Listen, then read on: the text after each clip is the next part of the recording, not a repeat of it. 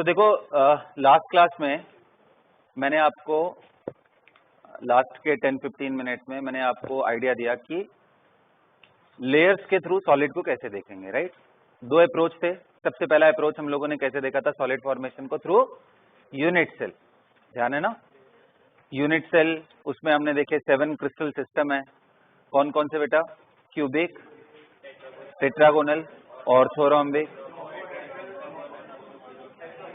सब। और इन सभी 7 क्रिस्टल सिस्टम में based on the placement of atom we had how many unit cell? 14 Bravais lattice जिसको बोलते हैं, राइट, या यूनिट सेल्स आप बोल लो। अब अच्छा, ये सारी चीजें किसके अंडर में है? Assuming that identical atoms are present, मतलब छोटे बड़े एटम का साइजेस नहीं है उनको देखते हुए, राइट। फिर उनमें से हमने डिटेल में किसके बारे में पढ़ाई करी? क्यूबिक के। क्यूबिक के कितने यूनिट सेल्स थे? 3। कौन कौन से? Simple, body and face centred, right.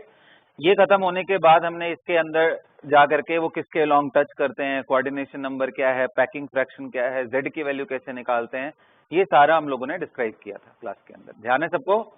अच्छा, ये सब पढ़ लेने के बाद फिर मैंने बोला था कि अभी हमें यूनिट सेल को एक दूसरे उसी सॉलिड को हमें अब एक दूसरे एंगल से देखना है थ्रू लेयर स्ट्रक्चर। हम ऐसा भी तो समझ सकते हैं कि हमारे पास एक लेयर हो पूरी पूरी कॉन्स्टिट्यूएंट पार्टिकल्स की, स्फेरिकल, उसको मैंने बोला कि आप इसको मार्बल के जैसा समझ सकते हो। और एक सिंगल लेयर का टाइप देखते हैं और एक लेयर के ऊपर दूसरा, दूसरे के ऊपर तीसरा, ऐसे स्टैकिंग करके वन टॉप ऑफ अनदर या ऑफसेट करके अगर हम कर रहे हैं तो उससे हमारा सॉलिड जनरेट होगा। तो मैंने आपको कितने तरह के लेयर बताए थे? 2 तरह के मेनली। एक ऐसा लेयर जो कि क्लोज पैक है और दूसरा हाँ लूजली पैक स्ट्रक्चर। तो लूजली वाला मैंने बोला था कि ये सेल्फ पॉइंट टर्मिनोलॉजी है, उसको बस अपने तक ही रखो। उसका यूज कैसे करते हैं मैं आज फिर से एक बार डिस्क्राइब करता हूं, ध्यान से समझना।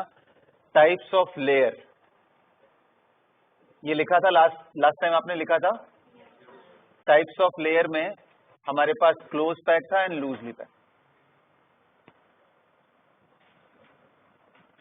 लूजली पैक्ड लेयर, और इसके अंदर हमने क्या देखा था बेटा कि 2 एटम डायरेक्टली एक लेयर में टच में नहीं रहे हैं, और टच में नहीं है इसीलिए तो इनको क्लोज पैक स्ट्रक्चर्स में नहीं काउंट कर रहे हैं। ये एक लेयर है। अब कायदे से देखो तो इस एक सिंगल लेयर से हमें ये समझ में आता है यार ये तो अगर अकेला लेयर हुआ और इसके ऊपर स्टैकिंग होने लगे तो सॉलिड कभी बनेगा ही नहीं। क्यों? क्योंकि अगर आप वन टॉप ऑफ अनदर करोगे तो इसके ऊपर एक एटम, फिर इसके कांटेक्ट में नहीं है, नीचे के कांटेक्ट में नहीं है, ये कौन सी ज्योमेट्री? तो कभी सॉलिड नहीं बन सकता। इसलिए जो सेकंड लेयर है that plays very important role. तो सेकंड लेयर के एटम को मैंने क्या बताया था, ये जो स्क्वायर बन रहा है ना इसके सेंटर में डालो, फिर अगला वाला यहां डालो, फिर सेकंड लेयर में बता रहा हूं बेटा ना, ऐसे करते जाओ। फिर अगर आप इस सेकंड लेयर को देखोगे तो फर्स्ट लेयर जैसा ही ये दिखाई देगा, दोनों आपस में टच नहीं कर रहे हैं। फिर third layer and first layer एकदम आइडेंटिकली अगर आप प्लेस करते हो तो ये कुछ ऐसा अरेंजमेंट डेवलप होगा जिसका अगर आप यूनिट सेल कट करके निकालते हो तो बॉडी सेंटर्ड क्यूबिक का यूनिट सेल जनरेट होगा। ध्यान आया? बॉडी सेंटर्ड, अरे बिल्कुल इसी के ऊपर रखो आप, 4 अबव एंड 4 बिलो और एक बीच के बॉडी सेंटर पे, तो हो गया ना बॉडी सेंटर्ड क्यूबिक। यही होता था ना बेटा। तो ये आ गया हमारा लूजली पैक। बाकी क्लोज पैक में हमने देखा था क्लोज पैक लेयर्स के अंदर हमने क्या देखा था बेटा?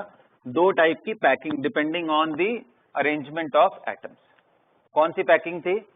सबसे पहला मैंने आपको बताया था स्क्वायर क्लोज पैक। अब ये स्क्वायर क्लोज पैक कैसे जनरेट होता है? तो एटम एकदम टच करने चाहिए, राइट, और फिर ये एक दूसरे को इस तरह से कांटेक्ट में रखेंगे और ऐसे इसको एक्सटेंड करते चले जाओ। This I am telling you about single layer. ये सुनो, ये सिंगल लेयर है बेटा, राइट। अच्छा, इसको इनके सेंटर्स को मिला के अगर 2 डायमेंशनल एक यूनिट सेल अगर आपको जनरेट करना हो, 2 डायमेंशनल का मतलब आई am talking about, assume that it is circle ना। तो अगर 2 डायमेंशनल लेयर डेवलप करना हो तो इस लेयर को अगर आप ध्यान से देखोगे तो ये 2 तरह के यूनिट सेल इसमें से कट करके निकाले जा सकते हैं। और इन दोनों का पैकिंग फ्रैक्शन भी मैंने लास्ट टाइम बताया था। 2 डायमेंशनल पैकिंग फ्रैक्शन का मतलब क्या है वो हमने कैलकुलेट किया था। यहाँ पे नाम स्क्वायर क्लोज पैकिंग क्यों है? क्योंकि जो यूनिट लेयर का यूनिट सेल जो निकल के आ रहा है उसका ज्योमेट्री क्या है? स्क्वायर जैसा, इसलिए इसको क्या बोल रहे हैं? Square close pack. अब बोलोगे सर इसका यूज कहीं है, हमने जो भी क्यूबिक क्लोज पैक पढ़ा हुआ है क्या उसमें ये कहीं यूज हुआ है? तो आंसर है यस। कौन से वाले में? Simple cubic unit cell actually इसी टाइप के लेयर का यूज करके जो सॉलिड बन रहा है उसी का एक पार्ट है। अब वो कैसे बन रहा है? क्या ये जो लेयर है, अगर मैं इसका नेमिंग कर दूं कि लेयर ए, क्या इसके एग्जैक्टली ऊपर रखा है या ऑफसेट रखा है? ऑफसेट का मतलब सेकंड लेयर ऐसे इमेजिन करो, बिल्कुल ऐसे मैंने उठा के थोड़ा खिसका के रखा, मतलब यहाँ डिंपल्स को कवर किया। क्या ऐसे था? नहीं बेटा, सिंपल क्यूबिक यूनिट सेल तभी आएगा जब आपको ध्यान है 4 अबव एंड 4 बिलो होते हैं, राइट? कॉर्नर्स पे ही होते हैं ना, और याद है ये एक दूसरे को टच करते हैं, ये एक दूसरे को टच कर रहे हैं, तो 4 अबव, तो इसका मतलब कि एग्जैक्टली सेम लेयर एकदम top of each other, isn't it? तो वो जो जनरेट होता है अगर आप उसको कट करके निकालो तो ये सिंपल क्यूबिक का यूनिट सेल आता है। लेयर टाइप उसका क्या होगा? ए ए। क्यों ए बोल रहा हूं? हाँ बिल्कुल आइडेंटिकल है, ए एग्जैक्टली दूसरा वाला लेयर वहीं पे एकदम प्लेस किया है जहां इसका सेंटर है, जहां इसका, इसलिए लेयर ए बोलते हैं। तो आप बोल सकते हो कि ये जो मिलने वाला है, बल्कि आप लिख भी लेना अपने नोट्स में अगर नहीं लिखा है तो, ये जो हमारा स्क्वायर क्लोज पैकिंग है, ए टाइप अरेंजमेंट अगर आएगा, ए टाइप सॉलिड अरेंजमेंट अगर आ रहा है,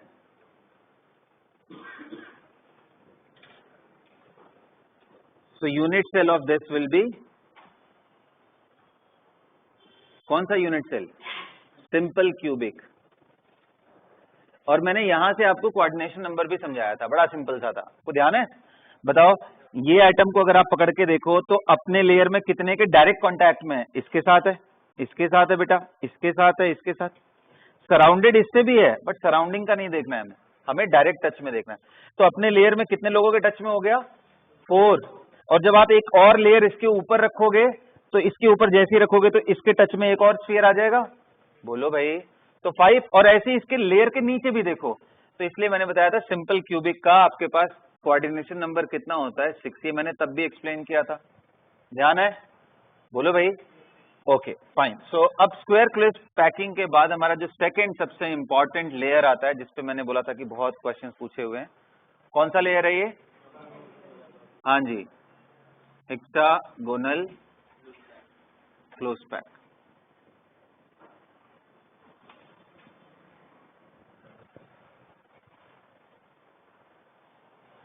हेक्सागोनल क्लोज पैक। अब ये हेक्सागोनल क्लोज पैक कैसे होगा, किस तरह से अरेंजमेंट होगा इसका? तो मैंने आपको बताया था कि सेकंड करेंगे, थर्ड करेंगे, फोर्थ करेंगे, फिफ्थ करेंगे, फिर इसके बाद ध्यान से समझो, अभी बिल्कुल इसके नीचे नहीं कर रहा हूं बल्कि इनके डिंपल्स में, ये मेरी थोड़ी ज्योमेट्री डिस्टॉर्ट हो गई बेटा, प्लीज अंडरस्टैंड। अभी मैं इसको आपको ना लेयर स्ट्रक्चर दिखाता हूं तो आपको और क्लैरिटी आएगी, समझ पड़ रहा है? Why we say it to be hexagonal close pack? क्योंकि अगर आप किसी एक को सेंटर ले लो तो इसके चारों तरफ जो आप कट करके यूनिट सेल निकालोगे वो कैसा यूनिट सेल आएगा? HCP, इसलिए इसको बोलते हैं हेक्सागोनल क्लोज पैक लेयर। समझ आ रहा है? अब कहोगे सर ये कहीं मिला क्या? क्योंकि हमें दो चीजें तो अभी तक मिल गई हैं क्यूबिक वाली, ये मिला था हमारा किसके लिए? बॉडी सेंटर्ड के लिए, लूजली पैक वाला। स्क्वायर पैकिंग वाला हमें कहा मिल गया? सिंपल। अच्छा क्या इसको मैं ए बोल सकता हूं क्या पैकिंग? नहीं, कैसा बोलना पड़ेगा? ए के बाद दूसरा लेयर सेम ही है बट खिसका के रख दिया है तो उसका लेयर का नाम अलग रखना पड़ेगा, AB। फिर क्या हो रहा है? फिर आप देखो फर्स्ट लेयर के एकदम आइडेंटिकल रखना पड़ेगा, AB type arrangement, isn't it? AB type layer arrangement इसको बोलता है। समझ पड़ रहा है? आइए देखते हैं इसके बारे में। हेक्सागोनल क्लोज पैकिंग की बात करते हैं। अब दिमाग में आएगा सर इसका अरेंजमेंट करके कैसे कैसे हम स्ट्रक्चर्स जनरेट कर सकते हैं। तो देखो अभी गेस करना चाहो तो आ ही जाएगा भाई, एक हमारा सिंपल क्यूबिक हुआ, एक हमारा बॉडी सेंटर्ड, तो ये पक्का इसका यूज करके क्या बना रहे होंगे? FCC। हाँ, तो प्यारे बच्चों इसका यूज जो हमारे बुक में किया हुआ है वो दो इंपॉर्टेंट स्ट्रक्चर के लिए किया है, एक CCP या FCC और दूसरा खुद उसका नाम ही है HCP यूनिट सेल, उसका नाम ही है HCP यूनिट सेल। सिर्फ लेयर लेयर का यूज करके उसको बनाने की कोशिश किया। समझ पड़ रहा है? तो एक हमारा HCP यूनिट सेल है। ये HCP यूनिट सेल उससे काफी डिफरेंट है जो हम लोगों ने क्रिस्टल सिस्टम में पढ़ रखे हैं। ये बस लेयर की स्टैकिंग को दिखा करके चेक करने के लिए, आइडेंटिकल चीजों को पकड़ने के लिए। और दूसरा कौन सा मैंने बताया आपको, CCP या FCC वाला लेयर। अब इंटरेस्टिंग ये है कि ये लेयर अरेंजमेंट है कैसे ना, इसको समझना है कि मतलब ए के ऊपर कैसे रख रहे हो, क्या आइडेंटिकली प्लेस कर रहे हो क्या? तो आंसर है बिल्कुल नहीं, एकदम वन टॉप ऑफ अदर नहीं है। तो अगर आपको क्लोजेस्ट पैक अरेंजमेंट बनाना है, आपको याद है स्क्वायर पैकिंग से एक तो हमारा पैकिंग फ्रैक्शन खराब आता है, और ऊपर से जब हम ए टाइप लेयर बना लेते हैं, मतलब इसके ठीक ऊपर रख देते हैं, तो बीच में देखो कितने बड़े वो वॉइड्स क्रिएट हो जाएंगे। और इसका हमने पैकिंग फ्रैक्शन निकाला था 52% आया, याद है ना, खराब आया था। इनके केस में अगर आप चाहो तो क्लोजेस्ट पैक अरेंजमेंट अगर आपको बनाना है, आप चाहते हो मिनिमम से मिनिमम पॉसिबल गैप बचा रहे, तो उसके लिए आपको क्या करना पड़ेगा, क्या इस दूसरे लेयर को एग्जैक्टली इसके ऊपर ऐसे रखना चाहिए हमें, या थोड़ा खिसका के इन गड्ढों में रखना चाहिए? बोलो ना, इन डिंपल्स में रखना चाहिए, तभी ना डिंपल का भी कुछ स्पेस लेके जाएगा ये, फिर तब भी पूरा खत्म नहीं होगा, फिर भी वॉइड बचेगा। लेकिन अगर आप यहां ठीक इसके ऊपर रखते हो, ठीक इसके ऊपर रखते हो, in that case it is going to create a bigger void space as compared to if you are going to place like this, कि यहाँ पे आपने रखा, फिर आपने यहाँ रखा, फिर आपने यहाँ रखा, ऐसे अगर करने की कोशिश करो। बट यहीं पे एक इंटरेस्टिंग चीज है, जब आप सेकेंड लेयर का इसका उठा करके आप सेकेंड लेयर इसके ऊपर रखो और डिंपल्स को कवर करने की कोशिश करोगे, तो आप देखोगे सारे डिंपल्स ऑक्युपाई नहीं होते, क्योंकि लेयर तो यही है ना, हमें उठा के रखना है, तो ज्योमेट्रिकल कंस्ट्रेन है भाई, एक दूसरे के कॉन्टैक्ट में भी रहना है इनको। तो जब आप रखोगे तो एक डिंपल कवर हुआ तो दूसरा छूट जाएगा, फिर तीसरा कवर होगा, चौथा छूट जाएगा। Alternate dimples are going to be covered, alternate voids are going to be covered if you are placing another layer not exactly on top of it, offset करके रखना है, थोड़ा खिसका के रखना है, और ऐसे। अब मैं यही चीज आपको दिखाऊंगा कि मतलब 3D में, क्योंकि अभी यहां बनाऊंगा तो बड़ा होचपोच हो जाएगा, कलर कोडिंग रहेगा तो दिखेगा। ठीक है, करें स्टार्ट। तो सेकेंड लेयर के बाद बेटा ना, सेकेंड लेयर के बाद थर्ड लेयर जैसा हम प्लेस करते हैं, किस तरीके से प्लेस करते हैं, उसी पे डिसाइड होता है कि वो CCP में जाने वाला है या HCP यूनिट सेल में जाने वाला है। फर्स्ट सेकेंड लेयर देखो रखना ऑफसेट में ही है, बट ऑफसेट में भी ऊपर थर्ड लेयर को जब आप रखते हो तो दो पॉसिबिलिटी आएगा, और वो मैं अभी आपको दिखाता हूं। राइट, तो आपने इतने नोट कर लिए थे पॉइंट्स, तो अब मैं इसके बाद दिखाता हूं। प्लीज लाइट थोड़ा ऑफ कर दो बेटा।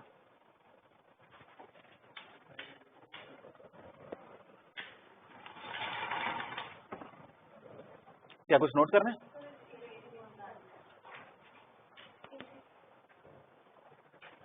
एकदम नहीं बेटा, थोड़ा सा ना, एक तो लाइट रहने दो। हाँ बस बस बस, पूरा जीरो नहीं करना है।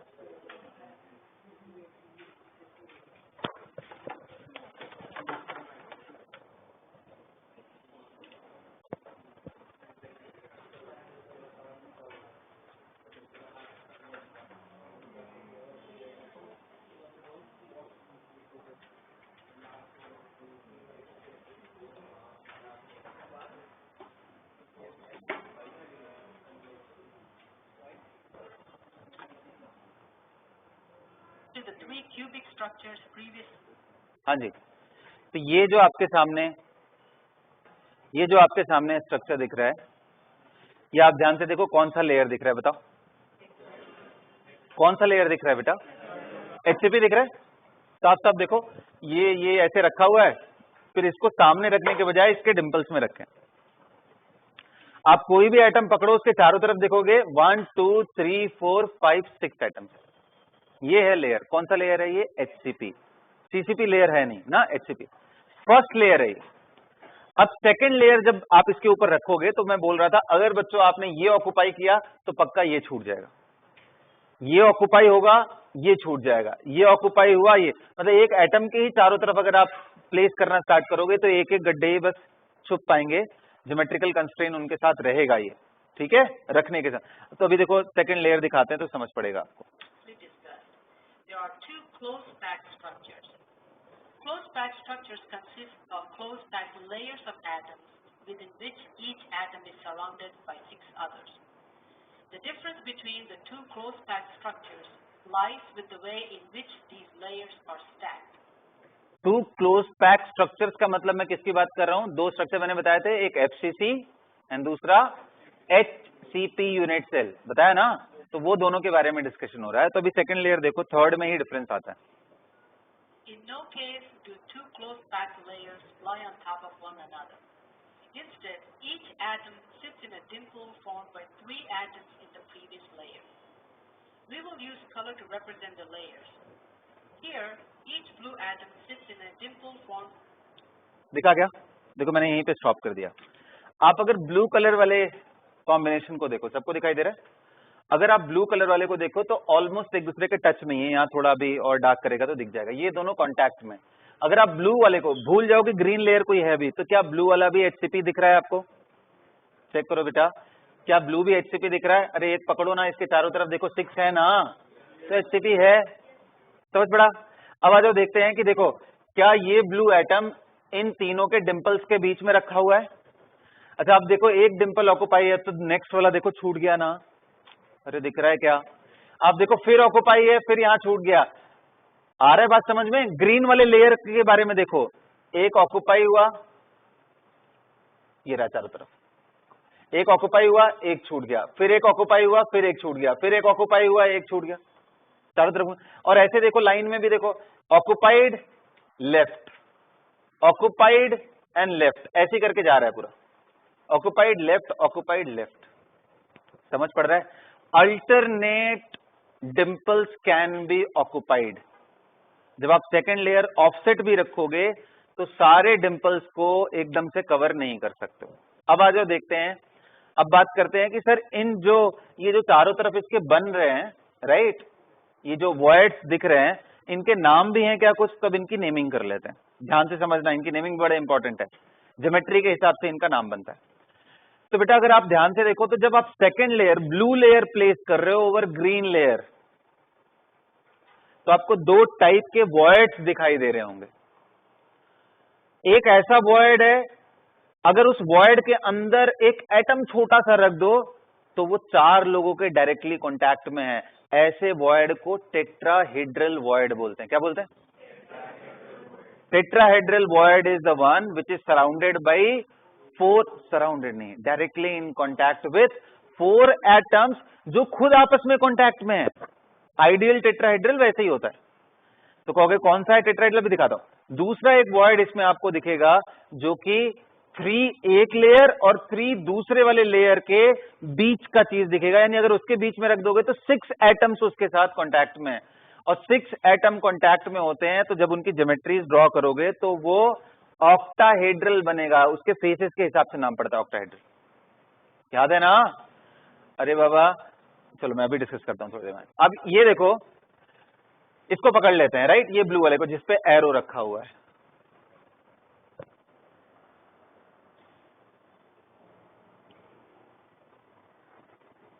इसको पकड़ के रखते हैं। अब बच्चों ये बताओ, इसके चारों तरफ घूमने की कोशिश करते हैं ब्लू वाले के ना। मुझे ये बताओ, ये जो ब्लैक कलर का आपको यहाँ पे वॉइड दिख रहा है, अगर इसके अंदर कोई आइटम पहुंच जाए तो कितने लोगों को समझ में आ रहा है? सर वो 3 ब्लू वाले और 3 ग्रीन वाले आइटम के कांटेक्ट में होगा। अरे बोलो यार। तो ये वाले वॉइड का नाम, ये जो डार्क कलर आपको दिखाई दे रहा है, इस वॉइड का नाम क्या है? Octahedral void. कौन सा वॉइड? समझ पड़ रहा है? Now coming to the next type of void guys, जो आपको इस लेयर के इधर आओ, ये वाला, ये दिखा और उसके बाद ये दिखा, यानी नीचे एक ग्रीन कलर का एटम है और ऊपर 3 ब्लू कलर के एटम है। अगर इस गड्ढे के अंदर बीच में कोई ले जाके एटम रखोगे तो वो कितनों के कांटेक्ट में आएगा? 4 के। 3 1 लेयर एंड 1 अनदर लेयर। आ रहा है क्या समझ में? ये वाले वॉइड को क्या बोलते हैं हम? Tetrahedral void. इंटरेस्टिंगली आप देखो, टेट्राहेड्रल ऑक्टाहेड्रल एक दूसरे के अल्टरनेट ही हैं। दिख रहा है क्या? ये O है, फिर ये T है, फिर ये O है, ये T है, ये O है और ये T है, और ऐसे ही घूमते चले जाओ। यहां देखो ऑक्टाहेड्रल, बोलो मेरे साथ, ये यहां देखो, ये क्या है? बोलना, ये कौन सा है? ये कौन सा है? तो क्या एक दूसरे के अल्टरनेट है? और अभी मैंने क्या सिखाया कि आप सारे गड्ढों को ऑक्यूपाई नहीं कर सकते हो। तो अब यहीं से क्वेश्चन आता है कि थर्ड लेयर में कैसे प्लेस करूं। थर्ड लेयर अगर मैं ऑफसेट प्लेस करता हूं और हमें ये मालूम है कि यार अल्टरनेट डिंपल्स ही ऑक्युपाई हो सकते हैं, अल्टरनेट वॉइड्स ही ऑक्युपाई हो सकते हैं, now I M left with two choices. The one is, should I occupy all the tetrahedral. तो जैसे ही आप यहां, ये टेट्राहेड्रल यही था ना, जैसे ही आप थर्ड लेयर ऐसे रखते हो कि बिल्कुल जहां नीचे ग्रीन लेयर है वहीं पे एग्जैक्टली एक एटम आ रहा है ऐसा, तो कितने लोग कह रहे हो आपने सर टेट्राहेड्रल वॉइड को ऑक्युपाई कर लिया। और रूल के हिसाब से हमें मालूम है जैसे ही आपने इसको ऑक्युपाई किया, अब बाकी एटम जैसे ही रखोगे एचसीपी में ये छूट जाएगा। तो आपने टेट्रा ऑक्युपाई किया तो ऑक्टा छूटेगा, फिर टेट्रा ही ऑक्युपाई होगा, फिर ऑक्टा छूट जाएगा, फिर टेट्रा। अरे बोलो यार, सही बोल रहा हूं। मतलब कि थर्ड लेयर जब आप प्लेस कर रहे हो, the atoms of the third layer which itself is in HCP arrangement can either occupy all the tetrahedral voids or they can either occupy all the octahedral voids। पता पड़ा कुछ? और यही दो अरेंजमेंट जो है ना, इन्हीं के नाम से हम लेयर का नाम रखते हैं। जैसे बताओ, अगर मैंने टेट्रा ऑक्युपाई किया बेटा, टेट्रा, ऑक्टा छूट गया, फिर टेट्रा ऑक्युपाई हो गया, तो कितने लोग को दिख रहा है जो थर्ड लेयर है और फर्स्ट लेयर है, फर्स्ट लेयर मतलब ग्रीन वाला लेयर, और जो थर्ड लेयर मैं रख रहा हूं, क्या वो आइडेंटिकल दिख रहे हैं? बिल्कुल एकदम एक दूसरे के ऊपर दिख रहे हैं, फर्स्ट एंड थर्ड। ऐसे लेयर को बोलते हैं पहला लेयर और तीसरा आइडेंटिकल हो गया, यानी A B A B A B A B A B A B type layer arrangement. समझ पड़ा? दूसरा एक लेयर अरेंजमेंट कौन सा हो सकता है, जिसमें मैंने ए तो रखा, बी ब्लू वाला रखा, और थर्ड लेयर मैं टेट्रा ना ऑक्युपाई करके मैं किसको ऑक्युपाई कर लूं, ऑक्टा। अगर मैंने ऑक्टा ऑक्युपाई किया तो कितने लोग बोल रहे सर फिर ये छूट जाएगा, फिर ऑक्टा ऑक्युपाई होगा, सारे ऑक्टाहेड्रल ऑक्युपाई होंगे। और बताओ अगर मैंने एटम यहां रखे तो क्या ये ग्रीन वाले लेयर से आइडेंटिकल मिल रहा है? क्या नहीं मिल रहा है सर। क्या ये ब्लू वाले से आइडेंटिकल है? क्या मतलब ही नहीं बनता क्योंकि ऑफसेट रखा है। तो ये अपने आप में एक थर्ड लेयर बन गया। कौन सा layer? A B C layer. अब देखो फोर्थ लेयर, फिर से अगर आप ऑक्टा ही ऑक्युपाई करने की कोशिश करोगे, ऑक्टा मतलब यहां पे जैसे ही रखोगे ऑक्टा ऑक्युपाई करने की कोशिश करोगे तो बेटा फोर्थ लेयर वापस फर्स्ट लेयर जैसा ही दिखाई देगा। तो A B C type layer arrangement आता है। और बताओ इन दोनों में से ए बी एंड एबीसी में से कौन सा एफसीसी बनाएगा? Any guess? ABC is going to form, अभी मैं दिखाता हूं, वो अपने आप में बहुत ही चैलेंजिंग चीज है, राइट? उसको देखना कि वो कैसे एबीसी है। एबी वाला तो बड़े आराम से आपको अभी यूनिट सेल में ड्राफ्ट करके दिखा देता हूं। तो चलो आगे बढ़े। लेयर्स देखो ध्यान से, बड़ा सिंपल सा चीज है सर। आप एचसीपी लेयर ले रहे हो, दूसरा एचसीपी लेयर अगर डिंपल्स ऑक्युपाई करने की कोशिश कर रहे हो तो you can never occupy all the dimples at a time.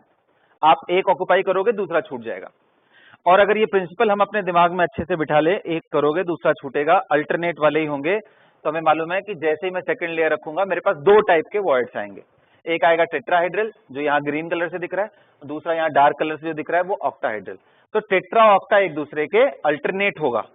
तो अगर मैं थर्ड लेयर रखता हूं, अगर मैंने टी ऑक्युपाई किया तो सारे टी खत्म हो जाएंगे, अगर मैंने ओ ऑक्युपाई किया तो सारे ओ खत्म हो जाएंगे। टी ऑक्युपाई किया मैंने, टेट्राहेड्रल ऑक्युपाई किया, तो पहला और तीसरा लेयर एक जैसा होगा, तो एबी टाइप अरेंजमेंट आएगा। अगर मैंने इसको ऑक्युपाई किया तो ये एक अलग ही लेयर बन जाएगा, इसका नाम होगा ए बी के बाद सी। तो ABC layer arrangement, ABC layer arrangement से एफसीसी आता है या सीसीपी आता है, जबकि एबी टाइप के अरेंजमेंट से हेक्सागोनल क्लोज पैकिंग आता है। ठीक है, तो मैं अभी आपको दिखा रहा हूं, ध्यान से देखना।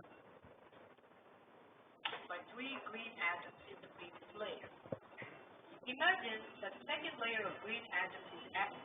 दिखाइए क्या दिख रहा है इसमें, देखो ध्यान से, जहां ग्रीन है, जहां ग्रीन दिख रहा है यानी टेट्राहेड्रल, वहीं पे थर्ड लेयर आएगा एग्जैक्टली, तो फर्स्ट एंड थर्ड आइडेंटिकल हो जाएगा। मैं ट्राई कर रहा हूं कि धीरे धीरे दिखाऊं। Imagine that the second layer of green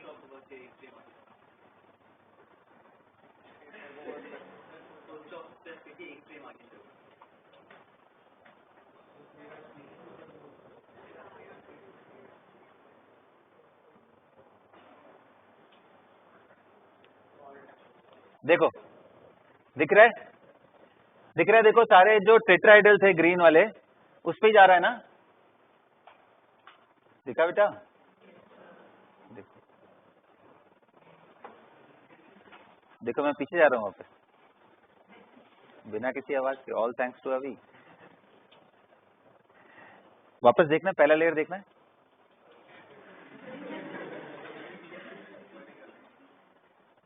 कहाँ जा रहे हैं यार ये, पीछे नहीं जाता क्या?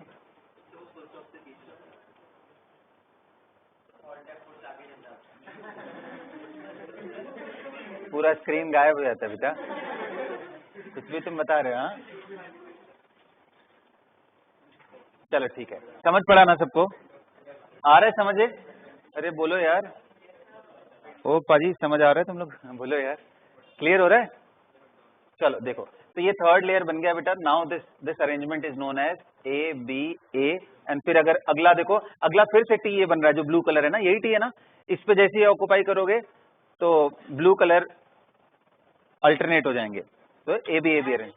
So that it is equivalent to the first layer of green atoms. Then a second layer of blue atoms is added that is equivalent to the first layer of blue atoms.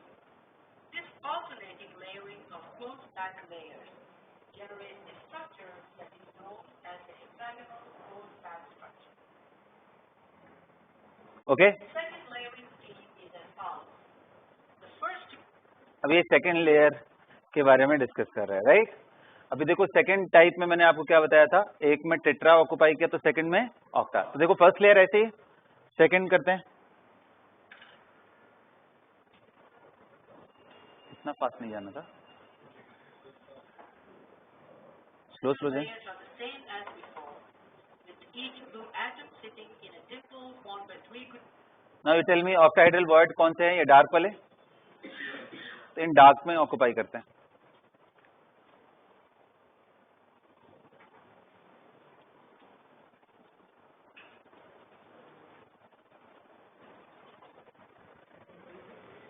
In this case, दिख रहा है? देखो ये बिल्कुल कहाँ पे गया, जिधर डार्क था, देखो ये वाला भी है ना। अच्छा ये वाले, यानी जब आप रेड रख रहे हो तो क्या आप मुझे बता सकते हो कि ब्लू वाले लेयर एंड रेड के बीच में कौन कौन से टेट्रा एंड कौन कौन से ऑक्टा है? मैं बस कर्सर लेके जा रहा हूँ वहां पे, आप बताओ। ये बताओ, ये जो लेयर अभी आपको दिख रहा है ये कौन सा लेयर है? टेट्राहेड्रल। बेटा ये कौन सा लेयर दिख रहा है? दिख रहा है ना, टेट्रा ऑक्टा। अच्छा ऑक्टा क्यों हो गया? अच्छा अब इंटरेस्टिंगली आप देखो, इसके ऊपर अगर आप एटम रखते हो, जो क्योंकि अब हम ऑक्टा ऑक्यूपाई कर रहे हैं ना, अगर आप इसके ऊपर एटम रखो तो कितने लोगों को दिख रहा है? सर बिल्कुल ग्रीन कलर वाले ही जगह पे आ जाएगा वो। यानी ग्रीन कलर वाला कौन सा लेयर था? First layer. तो first,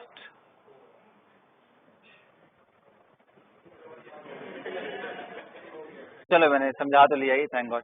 so first layer and fourth layer are identical, right? Is that clear everybody?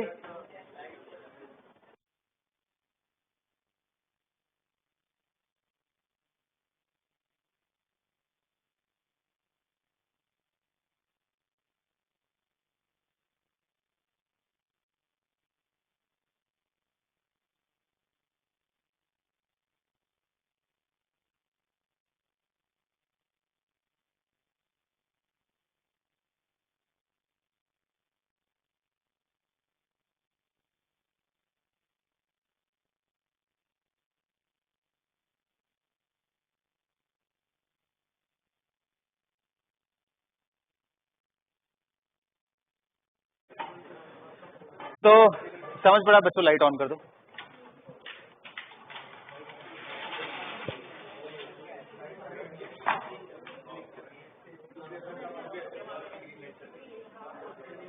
Fine.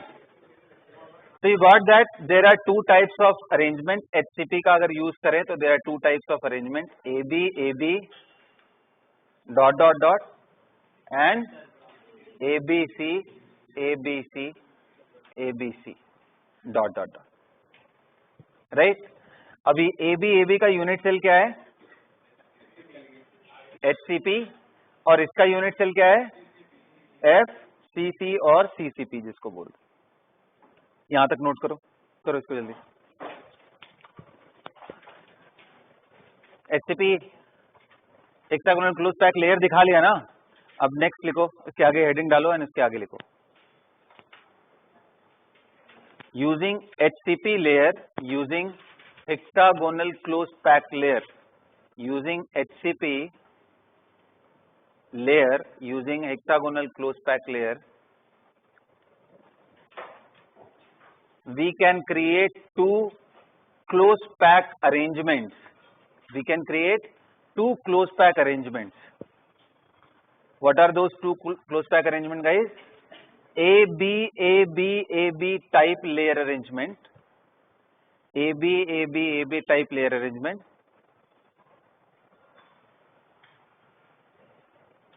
and next लिख लो ABC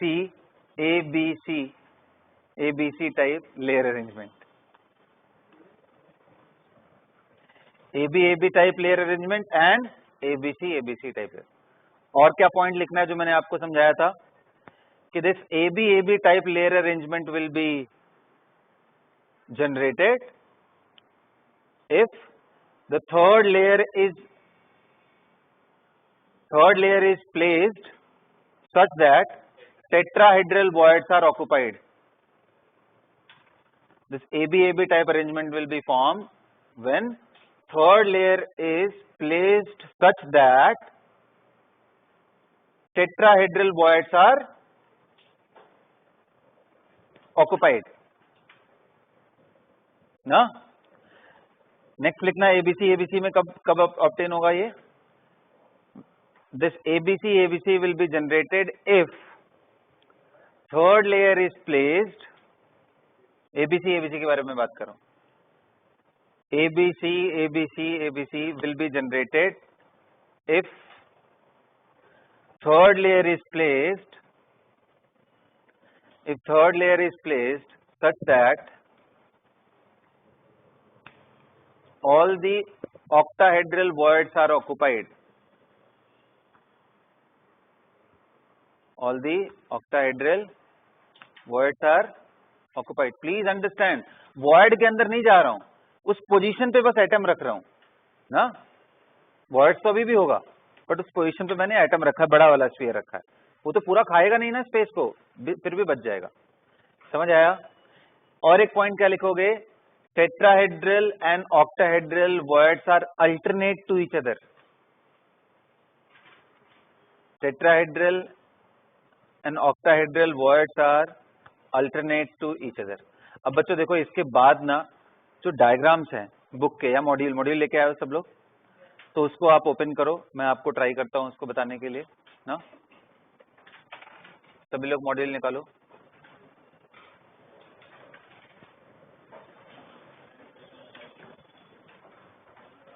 Noted everyone?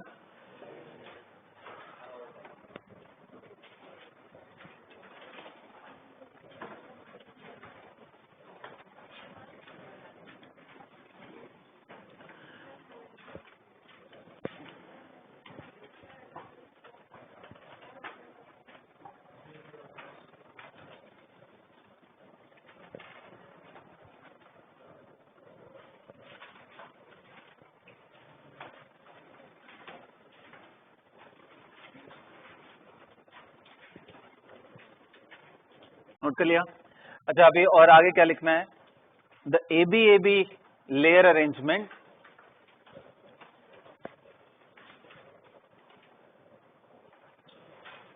will provide us the unit cell HCP, hexagonal closed pack unit cell. The AB type layer arrangement will provide us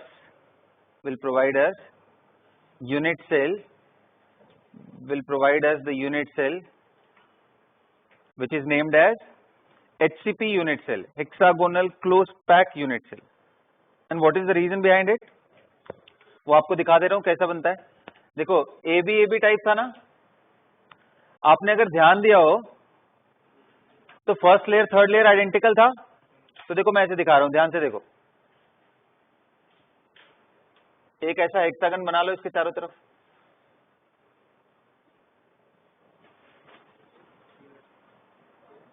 1 2 3 4 5 6 बन गया।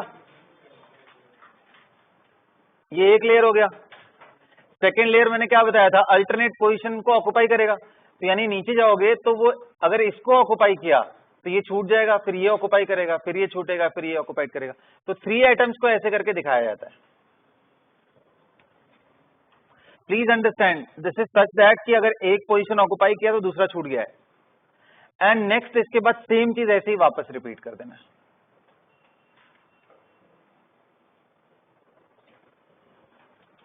अब ये diagram आप book से ही देखो तो better है। तो ये लेयर ए है, ये बी है, ये सी है, सॉरी ये वापस से है। तो ए बी ए एंड फिर ऐसे ही आप रिप्लिकेट करते चले जाओगे। तो जो यूनिट सेल बन के आएगा, आप देखो यूनिट सेल इससे जो निकल के आने वाला है, ये मैं किसकी बात कर रहा हूँ, ए बी का। तो यूनिट सेल कुछ ऐसा होगा जो हेक्सागोनल को, मैं सिर्फ पॉइंट्स दिखाता हूं ना, क्योंकि पूरा पूरा डायग्राम दिखाने में बड़ा डिफिकल्टी हो रहा है। सिर्फ पॉइंट्स, सिर्फ इनके सेंटर्स दिखा रहा हूं। और इसके बाद आपको ध्यान, यहां पे भी है एक, right.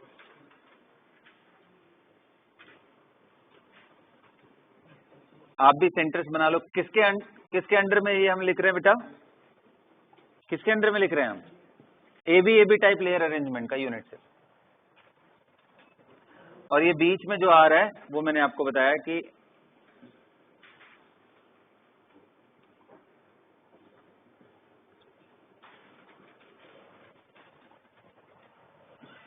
right, so this is basically A, this is B और this is A, or you can say B A B, doesn't matter, layer तो एक ही है, right? अब हाँ जी बेटा, हाँ एग्जैक्टली ये मैंने इसलिए बोला ना कि जब हम लेयर की स्टैकिंग करके इमेजिन करने की कोशिश करते हैं क्रिस्टल को, तो ये एक पॉसिबल अरेंजमेंट आता है which have exact value of packing fraction as it used to be in FCC। तो ये अरेंजमेंट हम देख रहे हैं, not talking about Brevis lattice. ये ब्रेविस लैटिस नहीं है, बिल्कुल भी उसको मत सोचना। हमने क्या किया, मैंने आपको क्या सिखाया भाई, सॉलिड को मैं लेयर के हिसाब से भी तो सोच सकता हूँ।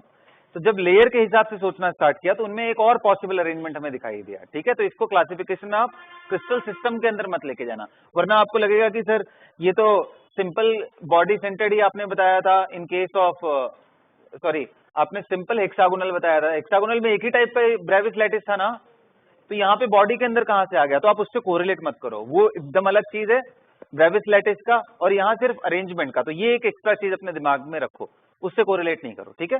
दिस सिंपली है यूनिट सेल।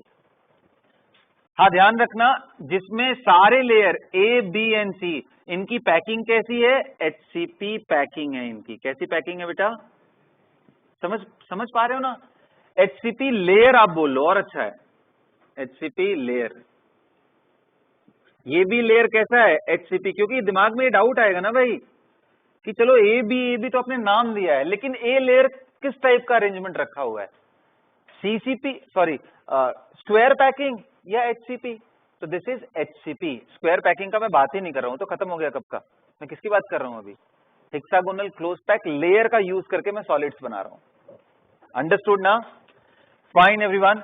अब देखो इस पे भी कई बारी क्वेश्चन पूछा हुआ है एग्जाम में, इसकी एनालिसिस हम करते हैं अभी, इसकी पहले कर लेते हैं फिर बाद में बाकी भी करेंगे।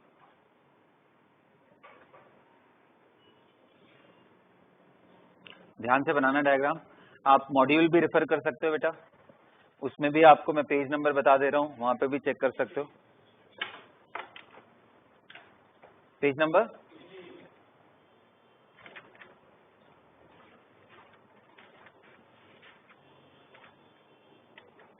नंबर देखो आप कौन सा है, 60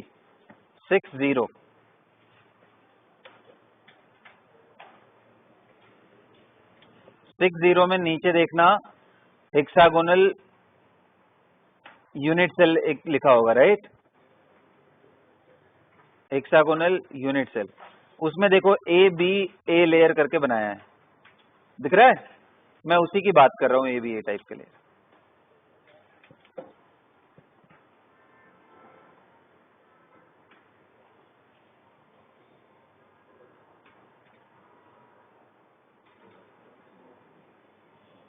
गॉट इट गाइस, चलो आगे बढ़े फिर। तो अगर आज के बाद आपसे कभी भी पूछ दे कि भाई ये टेट्राहेड्रल ऑक्टाहेड्रल वॉइड्स कहाँ मिलते हैं, तो क्या बोलोगे? सबसे पहले तो ये उन सॉलिड्स में मिलेंगे जिनके खुद के layer, individual layer HCP arrangement में, उसके अलावा मैंने कहीं दिखाया आपको टेट्रा ऑक्टा? तो यानी ये कहाँ मिलने वाले हैं? पूरे सिस्टम में सिर्फ 2 जगह है जहां पे मिलता है, एक HCP यूनिट सेल में, यूनिट सेल ये जो मैंने बनाया है, और एक FCC यूनिट सेल। क्यों? क्योंकि ये दोनों ही कौन से टाइप के लेयर से मिलके बने हैं? HCP लेयर से। और HCP लेयर की जब हम स्टैकिंग करते हैं थोड़ा ऑफसेट करके, तो वहां पे हमें टेट्रा एंड ऑक्टा मिलता है। समझ पड़ रहा है सबको मैं क्या बोल रहा हूं? तो बल्कि नोट करके ये लिख ही लेना ना, tetrahedral and octahedral voids are created only in tetrahedral and octahedral voids are created only in those solids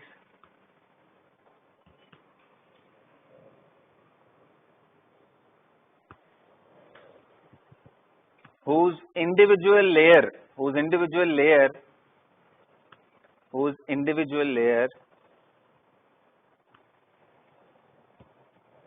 having an arrangement of hexagonal close packing, whose individual layer having an arrangement of hexagonal close packing. Understood ना? ये और कहीं नहीं मिलेंगे। Square packing layer हो गया तो कभी नहीं मिलेंगे बेटा उसमें। ये कहाँ पे मिलने वाले ये? और यूनिट सेल अगर आप पूछने लग जाओ कहाँ मिलेंगे, तो 2 यूनिट सेल, एक ये वाले यूनिट सेल में मिलेगा और दूसरा कहाँ मिलेगा? FCC में, यानी ABC टाइप लेयर अरेंजमेंट में। अंडरस्टूड? चलो भाई ये लिख लिया सबने। अब हम इसके थोड़ी एनालिसिस और करते हैं, थोड़ा डिटेल में चलते हैं इसके।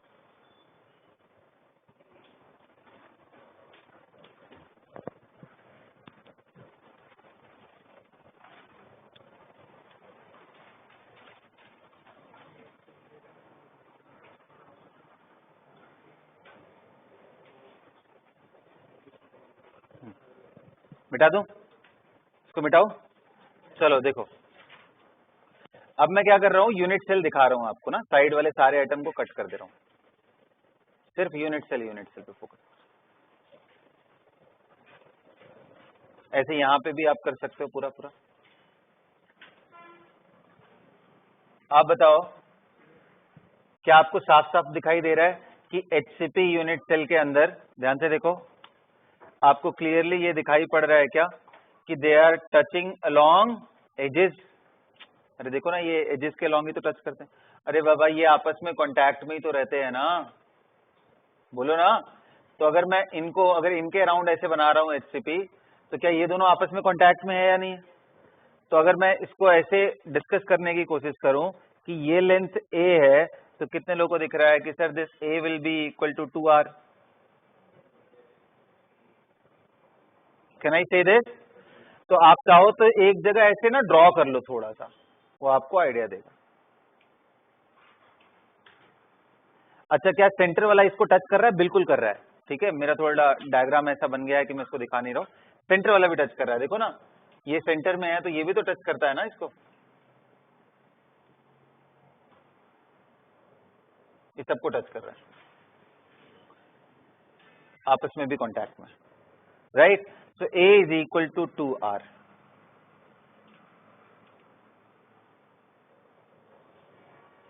Understood?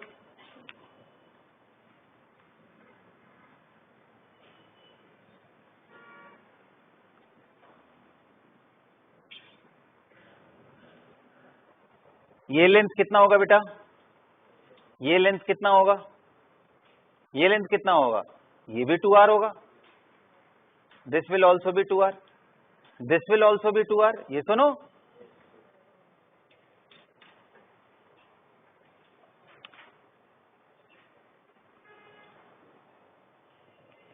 फाइन। तो यहां पे हमारे पास आ रहा है ये 2R। अब देखो, ये सेंटर से ये सेंटर के बीच का डिस्टेंस, जिसको हम हाइट बोलते हैं,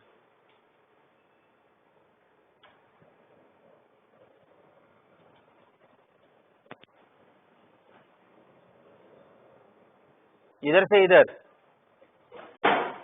या जिसको आप यूं बोल लो कि जब हम यूनिट सेल का डिस्कशन करते थे तो A, B and C axis, 3 axis बोलते थे ना, तो ये थर्ड एक्सिस जैसे समझ लो, सी हाइट। ये सी को आपके लिए होमवर्क है, ये निकालना है इन टर्म्स ऑफ आर। ये हाइट आपको निकालनी है इन टर्म्स ऑफ आर, दिमाग लगाना। ये मैं आपको होमवर्क दे रहा हूं, आप ज्योमेट्री का यूज करके इसको निकालना। Right, got it?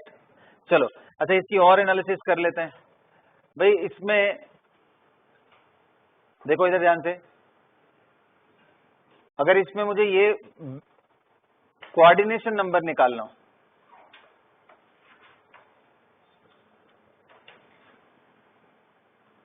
Coordination number कितना आएगा? कितना आएगा सोच के देखो। आप ये बताओ बेटा, जब मैं ऐसे बना रहा हूं तो यहाँ सेंटर वाला, जो भी सेंटर वाला है, ये अपने लेयर में कितने के कांटेक्ट में? और देखो इसके ठीक नीचे वाले कितने कांटेक्ट में? दीज 3। अरे ये सेंटर वाले की मैं बात कर रहा हूँ, centre, this is in contact with 3 and ऐसे ही आइडेंटिकल लेयर इसके ऊपर भी है। तो देख लो अपने लेयर में 6, नीचे वाले से 3, ऊपर वाले से 3, टोटल कितना हो गया? और होना भी चाहिए। क्यों होना चाहिए? क्योंकि एफसीसी और एचसीपी दोनों का पैकिंग फ्रैक्शन एक ही जैसा है, तो इनके कोऑर्डिनेशन नंबर भी एक ही होने चाहिए ना। और एफसीसी में तो कोऑर्डिनेशन नंबर हमने देखा था कितना था? 12। तो यहां लिख लेना coordination number will be 12।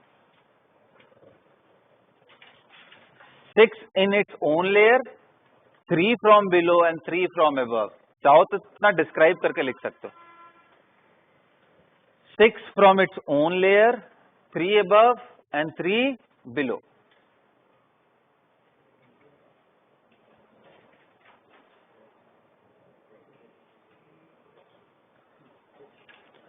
Six from its own layer, 3 above and 3 below. Coordination number of 12. लिख लिया यहां तक। पैकिंग फ्रैक्शन लिख लो, एग्जैक्टली सेम एज एफसीसी। कितना आएगा? 72%। पाई के टर्म में वैल्यू भी सेम आएगी। अब निकालना थोड़ा कॉम्प्लिकेटेड होगा आपको, वो प्रैक्टिस हम लोग कर लेंगे। राइट, इसका निकाल के देखना। पैकिंग फ्रैक्शन लिख लो, packing fraction will be identical to FCC unit cell. That is कितना आया था उसमें? 74% ना, वही लिख लो, 74% will be identical to FCC unit cell. Packing fraction of HCP unit cell will be identical to FCC unit cell। क्यों identical है? क्योंकि एक लेयर के ऊपर दूसरा रख रहे हैं, ऑफसेट ही रख रहे हैं, सारा अरेंजमेंट एक ही तरह का है, तो भाई यही बात होगा। पैकिंग फ्रैक्शन भी एक ही जैसा होगा, कोऑर्डिनेशन नंबर भी आइडेंटिकल हो गया, पैकिंग फ्रैक्शन भी आइडेंटिकल होना ही है, वरना गड़बड़ हो जाएगा सब। ठीक है, अब वो वैल्यू भी आप निकाल सकते हो, इसके लिए अलग से प्रूफ कर सकते हो। तो अब आ जाओ, नेक्स्ट बात करते हैं, Z की वैल्यू कितनी होगी? Number of effective atom per unit cell. HCP unit cell heading डाला है ना, उसके अंडर में ये सारे पॉइंट्स लिखा रहा हूं ना। मुझे बताओ Z की वैल्यू कितनी आएगी? तो बताओ यहाँ पे कॉर्नर पे कितने हैं?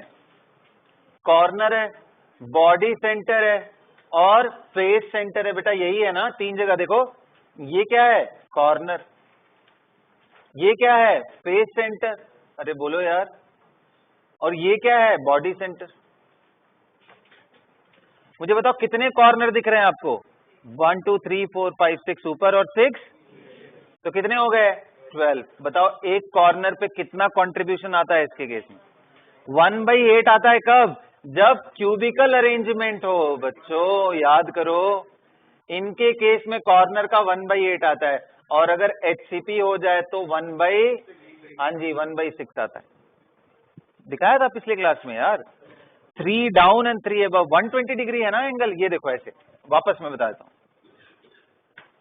ये बताओ यहाँ पे कोई एटम है तो उसका 120 एंगुलर पार्ट देखो तो 120 डिग्री ही तो अंदर आ रहा है। तो यानी अगर पूरा एटम 360 में डिवाइडेड है तो 120 से करोगे तो 1/3 एटम आएगा एक प्लेन के अंदर। 1/3 एटम है। अगर सर्कल होता तब, लेकिन है तो ये स्फीयर ना, तो 3 ऐसे बनाना पड़ेगा और 3 एकदम ऊपर से रखना पड़ेगा। तो 6 यूनिट सेल मिलकर के एक कॉर्नर को शेयर करेंगे। तो 1 कॉर्नर पे कितना आएगा? 1/6। This is very very important everyone, please make a note on this. Body, ये कॉर्नर का आएगा 1/6, वेरी वेरी इंपॉर्टेंट, इसको हाईलाइट कर लेना। और ये नोट कर लेना कि 1/6 क्यों है, क्योंकि ये HCP है। अच्छा बॉडी सेंटर्ड कितने थे बेटा? 3, देखो 1 2 3। अच्छा फेस सेंटर्ड कितने हैं? कितने फेस सेंटर्ड है? अरे ऊपर हाफ और नीचे हाफ, मतलब 2 × 1/2 कितना आ गया टोटल? ये बड़ा आसान है याद करना। HCP में, HCP यूनिट हेक्सागोनल में कितने Z की वैल्यू आ रही है? 6, मतलब 6 एटम पर यूनिट चला रहे हैं। सिंपल है, याद भी हो जाएगा, कर लो।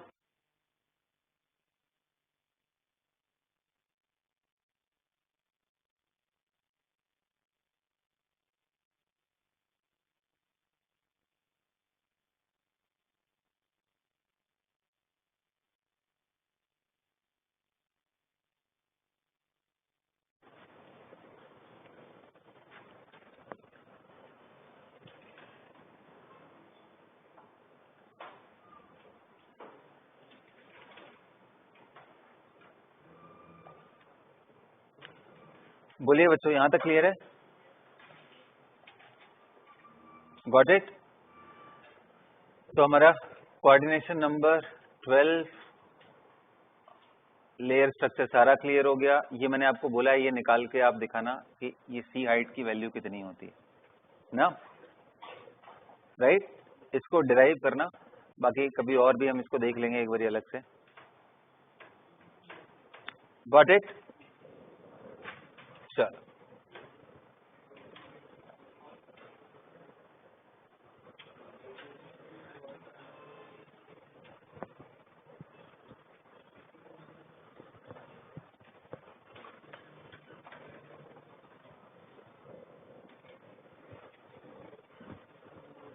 तो एक बारी लेयर वापस से देख लेते हैं।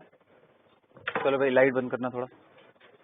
However, the third layer is applied in such a way that it is not equivalent to the first. So this arrangement with HCP unit, HCP layer structure is there, another layer will be HCP, another layer will be HCP, बस A के बाद B के बाद C है, ठीक है? फिर से एक बारी रिवाइज करो चीजों को, आप थोड़ा दिमाग चलाओ, देखो कि अल्टरनेट, बार बार मैं समझा रहा हूँ, जो डिंपल्स हैं वो अल्टरनेट ही ऑक्यूपाई हो सकते हैं, तो आप देखना एक बारी। Two layers are the same as before, with each blue atom sitting in a dimple formed by 3 green atoms. Right? आप देखो एक ऑक्यूपाई हुआ, यहाँ पे ये छूट गया, दूसरा ऑक्यूपाई हो गया, राइट? अब ऊपर वाले लेयर में देखो डार्क ग्रीन डार्क ऐसे करके छूटा हुआ है। डार्क है ऑक्टाहेड्रल और ये कौन सा है? टेट्रा। टेट्रा में रख दिया तो ABAB टाइप बन जाएगा, और ऑक्टा में रख दिया तो ABC। तो AB दिखाई दिया था, ABC देखो कैसे बन रहा है, वहीं पे देखना जहां डार्क है वहीं रेड आएगा, देखना दिख रहा है? दिख रहा है ना, वहीं रेड आ रहा है। अब देखो वापस यहां देखने के बाद, अब जब रेड कलर का लेयर आ गया तो तीनों अलग अलग है, इसलिए अलग अलग कलर दिखाया। लेयर आइडेंटिकल ही है बेटा, बस एक दूसरे के ऊपर नहीं रखे हुए हैं, ऑफसेट है थोड़े, इसलिए इनके नाम बदल गए। ABC लेयर का ये मतलब नहीं है A लेयर HCP हो गया, B लेयर स्क्वायर पैकिंग हो गया, C लूजली पैक हो गया, ऐसा नहीं है, सारे लेयर एक ही है, बस उनको खिसका के रखा हुआ है, इसलिए उसका नाम बदल रहा है। अब आप देखो रेड कलर के ऊपर देखो, यहाँ जो ब्लू दिख रहा है ये कौन सा वॉइड है, जल्दी बताओ मुझे? टेट्रा। और ये जो ग्रीन दिख रहा है, ये ग्रीन बेसिकली फर्स्ट लेयर था। तो यहाँ आप देखोगे, अगर यहाँ कोई आइटम रखोगे तो 3 रेड वाले से और 3 ब्लू वाले के टच में आएगा, ये सुनो। तो अगर मैं अगला ऑक्टा पे फिर से रखता हूं तो देखो first layer and fourth layer will become identical. Octa पे ही रखना है हमें, टेट्रा वाला तो हमने ABAB जनरेट कर लिया, अब ऑक्टा पे रख के ABC। तो आप देखो वहीं पे करेगा, ग्रीन आएगा, देखना। However, the third layer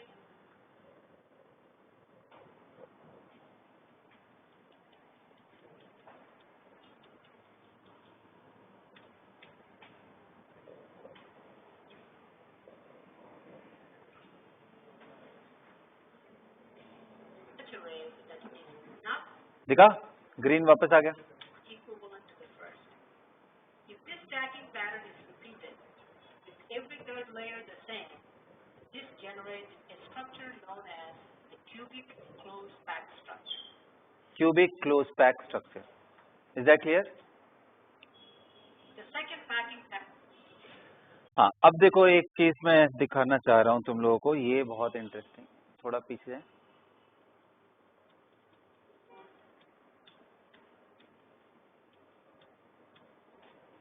fine.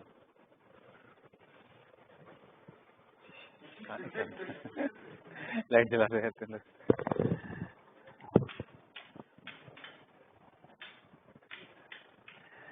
ठीक है, यहाँ तक क्लियर है सब? बोलो। सो जब आपको मैंने HCP यूनिट सेल दिखाया, which means AB type layer arrangement, तो आपको क्लियरली लेयर्स दिख रहे होंगे, राइट? फर्स्ट लेयर मैंने आपको दिखाया ऐसे, यहाँ सर्कल बना करके चारों तरफ, ये फर्स्ट लेयर दिखाया। सेकंड लेयर फिर मैंने दिखाया कि बेटा 3 है, जिनको मैं नीचे थोड़ा दिखा रहा हूँ ऐसे करके कॉन्टैक्ट में। फिर फर्स्ट लेयर वापस से, तो लेयर आपको क्लियरली दिख रहे हैं, एक लेयर के एटम आपस में HCP यूनिट अरेंजमेंट में है, राइट? ये लेयर्स दिख रहे हैं।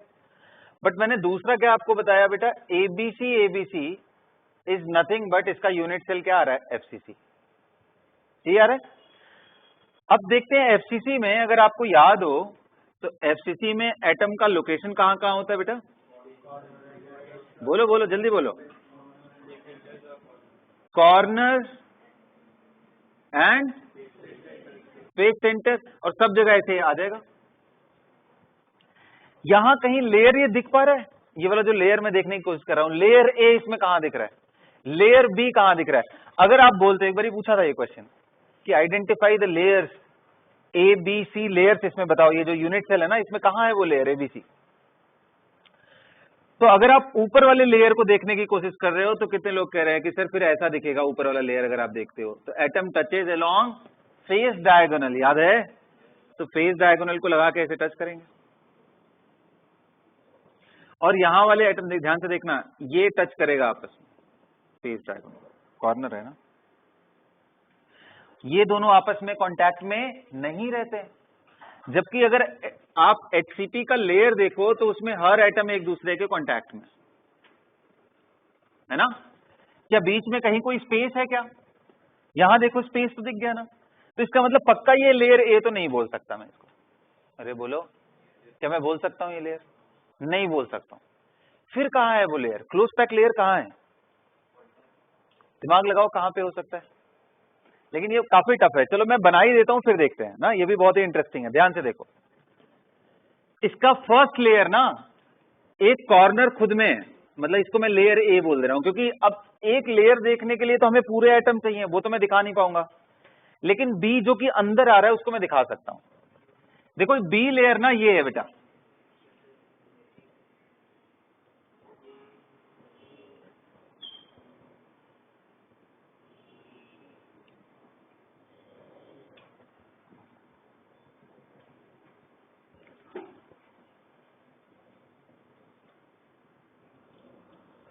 ध्यान से देखो, मैं ट्राई करता हूं एक्सप्लेन करने के लिए, थोड़ा सा तकलीफ होगा तुम लोग को, राइट?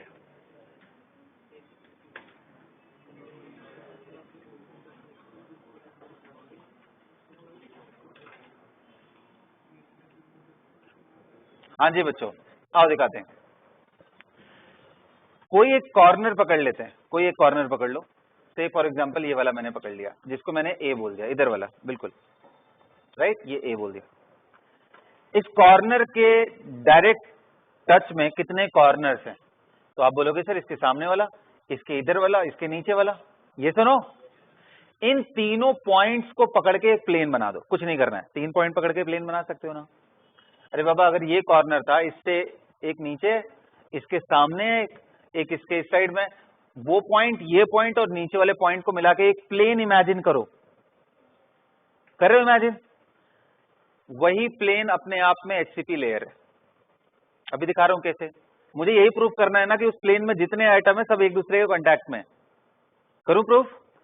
ये बताओ, ये corner is it in contact with the face centre? Yes और नो? बोलो भाई। अच्छा, this is in contact with the another corner. बताओ, कॉर्नर और ये नीचे वाला जो फेस बन रहा है पीछे वाले साइड में, ये जो फेस सेंटर है, क्या ये इसके और इस कॉर्नर के कांटेक्ट में है? बोलो बेटा। क्या ये इसके कांटेक्ट में है? ये इसके कांटेक्ट में। और एक बात बताओ, क्या एडजेसेंट फेस सेंटर एटम एक दूसरे को टच में करते हैं FCC में? बोलो। क्या ये एडजेसेंट एक दूसरे को टच में कर रहे हैं? तो देखो इसका अरेंजमेंट कैसा दिखेगा। मैं बी लेयर बना रहा हूं, एक एटम बना दिया, दूसरा एटम बना दिया, तीसरा एटम बना दिया।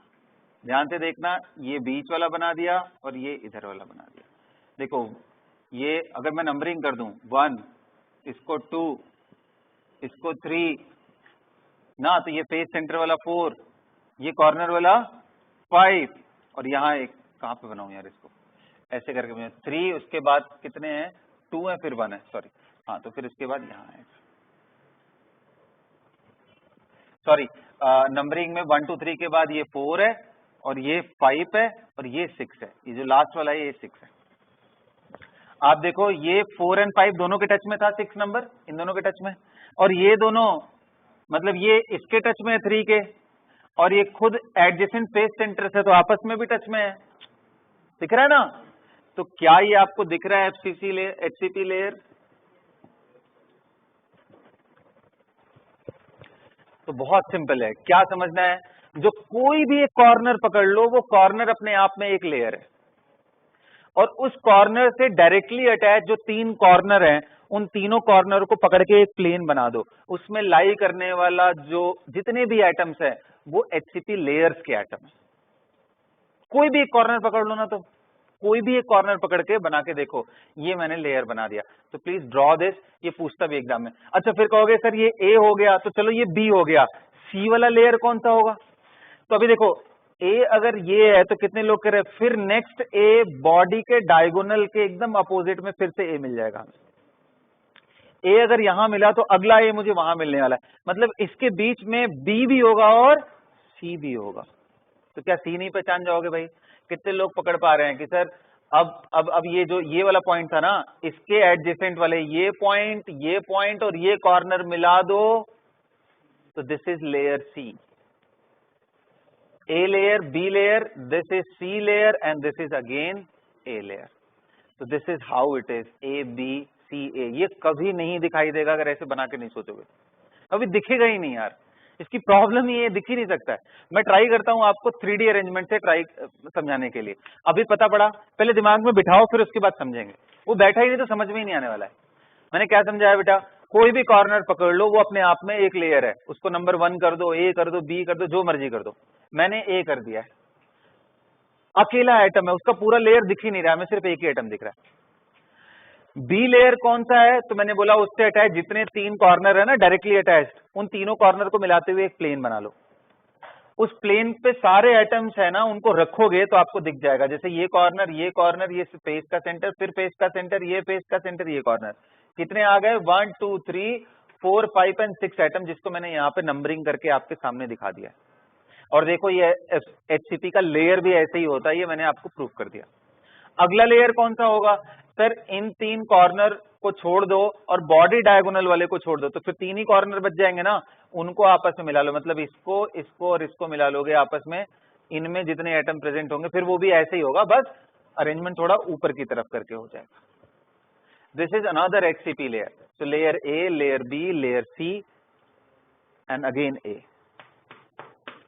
ठीक है, पता है यहां से आप बहुत सारी चीजें कर सकते हो, क्योंकि एफसीसी हमारे लिए काफी इजी टू हैंडल वाला केस है। कितने लोगों को याद है इनमें 4r is equal to a√2 होता है? सबको याद है? दे टचेस अलोंग दिस। अब मैं ये क्यों बोल रहा हूं, क्योंकि अगर आपसे पूछूं कि बेटा ये बताओ 2 कंसेक्यूटिव लेयर्स के बीच का डिस्टेंस कितना है in terms of r, 2 consecutive layers के बीच में डिस्टेंस कितना है इन टर्म्स ऑफ r, तो दिमाग काम करना बंद कर देगा अगर आप सिर्फ लेयर देखते रहोगे। लेकिन यहां देखोगे तो इजीली मिल जाएगा। नहीं, आप देखो A से B लेयर, B से C लेयर एंड C से A लेयर, कितने डिस्टेंस बन गए? आइडेंटिकल डिस्टेंस ही होंगे, तो 1 2 और 3 डिस्टेंसेस बन गए। अरे यस और नो? और वो 3 times of distance between 2 consecutive layer is nothing but the distance between body diagonal. कितना आ गया वो? a√3। तो क्या यहां से A का वैल्यू R के टर्म में सब्स्टिट्यूट कर दोगे? बोलो, तो क्या यहां से D नहीं निकल जाएगा? D is the distance between 2 consecutive plane. इससे बेनिफिट क्या है? इससे ये बेनिफिट है कि थोड़ी देर पहले जो हमने एचसीपी यूनिट सेल वाला निकाला था, कहानी हाइट निकालना था, वो बेसिकली क्या है? एक लेयर और एक और लेयर, 2 लेयर का ही तो डिस्टेंस है। जो C का वैल्यू है that is nothing but 2D, और अगर D को R के टर्म में निकालोगे यहां से, तो जो यहाँ पे डिस्टेंसेस आ रहे हैं आर के टर्म में वही डिस्टेंसेस यहाँ आएंगे, तो आप वहां से भी निकाल सकते हो। आप मतलब आपके पास फ्रीडम है कि आप चाहे पूरा ज्योमेट्री एक्चुअल यूज करके निकालो जो थोड़ा कॉम्प्लिकेटेड है, या थोड़ा दिमाग लगा के कर लो। फिर से समझाता हूँ, आप देखो लेयर ए है, लेयर बी है बेटा, लेयर सी है, फिर से लेयर ए है।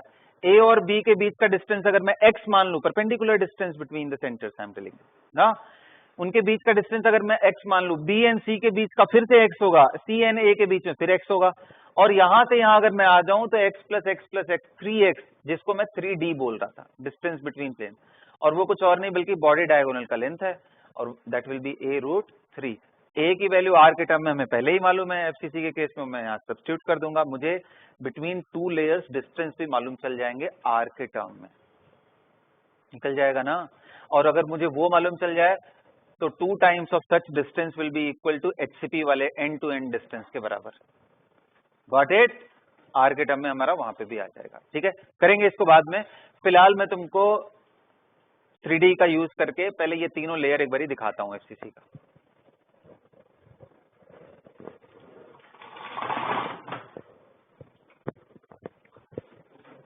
The second packing pattern is light बंद कर दो थोड़ा, बस। हाँ जी, देखो मैंने आपको क्या समझाया था, फिर से दिमाग में थोड़ा सा रिलैक्स कर लो, थोड़ा 1 मिनट का ना, पानी वानी पी लो, उसके बाद बात करते हैं।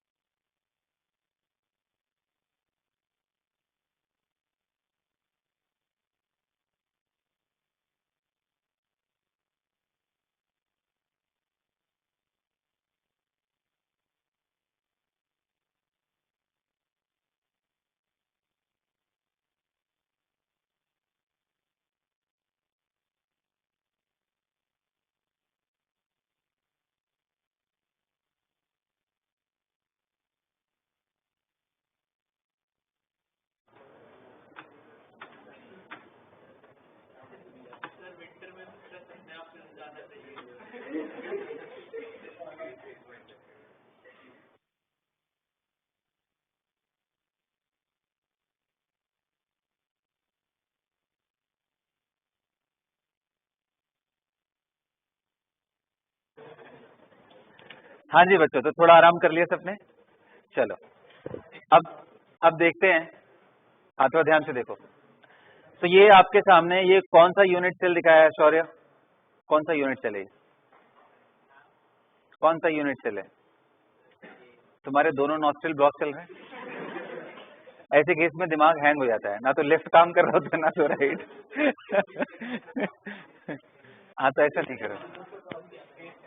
हाँ जी आ जाओ। कौन सा है बेटा ये? हाँ जी ये फेस सेंटर है। आप देखो यहाँ पे कॉर्नर्स पे एटम है और हर फेस के सेंटर पे है ना। अब इसमें मैं आपको ए बी सी तीनों लेयर्स दिखाता हूँ।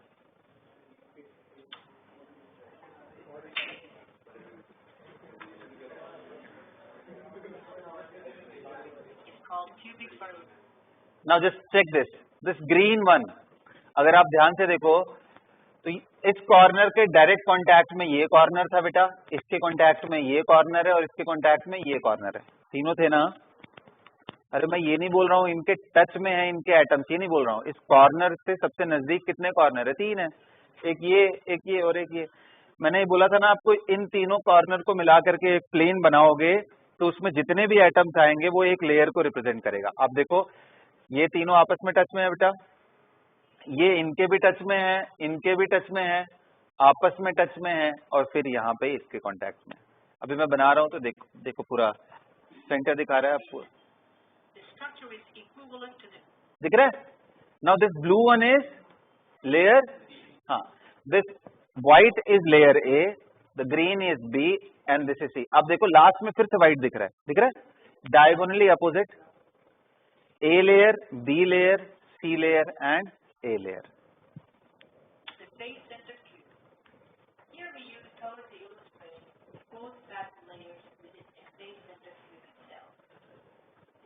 अभी देखो इसको बड़ा करके दिखाएंगे, दिख रहा है? Oh God, this is how it is. So simple.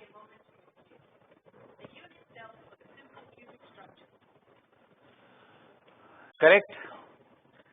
तो प्यारे बच्चों, इसी के साथ आपका लेयर अरेंजमेंट खत्म होता है, राइट? इतना ही था लेयर अरेंजमेंट पढ़ने के लिए। Got it? अब इसके बाद क्या बच गया है वो समझ लेते हैं। अगला topic and probably the last topic to imagine, उसके बाद इजी हो जाएगा, आयनिक क्रिस्टल आ जाएंगे, वो बहुत आसान है। अब वो क्या है? वॉइड, जो कि मैंने आपको काफी एक्सप्लेन कर दिया है, बट उनके लोकेशन बताने हैं, उनके रेडियस कैसे निकालते हैं, ये सब बताने हैं आपको, राइट? वॉइड्स कितने तरह के होते हैं ये बताने हैं। This will be the last topic जहां पे आपका थोड़ा दिमाग खर्च होगा। उसके बाद पहले से खर्च हुए दिमाग का थोड़ा थोड़ा यूज करके हम प्रॉब्लम करेंगे। Got it? खत्म हो गया सारी चीजें? चलो, तो आप अपने नोटबुक में दिखाना चाहोगे, कैसे दिखाओगे इसको? ये जो चीज मैंने आपको समझाई थी, तो AB type, sorry ABC type layer लिखने के बाद जहां पे एबीसी आपने लिख रखा है उसी के अंदर आप लिखना एबीसी बनता कैसे, मैंने पॉइंट्स लिखवाई दिए हैं आपको। जब आप सेकेंड लेयर के कौन से वॉइड को ऑक्टाहेड्रल वॉइड के ऊपर रखने की कोशिश करते हो तो एबीसी बनता है, ये पहला पॉइंट था। दूसरा मैंने आपको क्या समझाया इसमें कि इसका यूनिट सेल क्या होता है, सीसीपी और एफसीसी। और तीसरा मैंने बताया कि उस एफसीसी यूनिट सेल में लेयर्स कहां दिख रहे हैं वो आपके सामने है, तो प्लीज ये नोट कर लो। चौथा, इसका कोऑर्डिनेशन नंबर कितना होगा, 12। इजी है, तो ये 12 कर लो, इसको नोट कर लो, जल्दी करो, बना के नोट कर लो। Close pack layers in FCC, close pack layers, मैंने बस ए बी आपको दिखाया है, लास्ट ए दिखाया, अंडरस्टूड है कि सी बीच में ही होगा। मैंने ये वीडियो ग्रुप में शेयर कर रखा है ऑलरेडी, तो अब जितना मर्जी बारी उतना मर्जी आप रिप्ले कर करके देखते रहो, समझते रहो, ठीक है? अभी अगर आपको क्लियर हो गया है तो कोई दिक्कत नहीं होगी।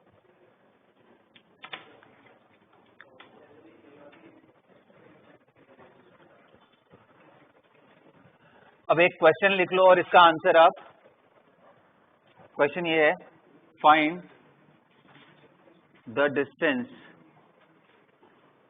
Between two layers in ABC packing in terms of R, ये क्वेश्चन है। Please go ahead. आर के टर्म में आप दो लेयर के बीच का डिस्टेंस निकालो।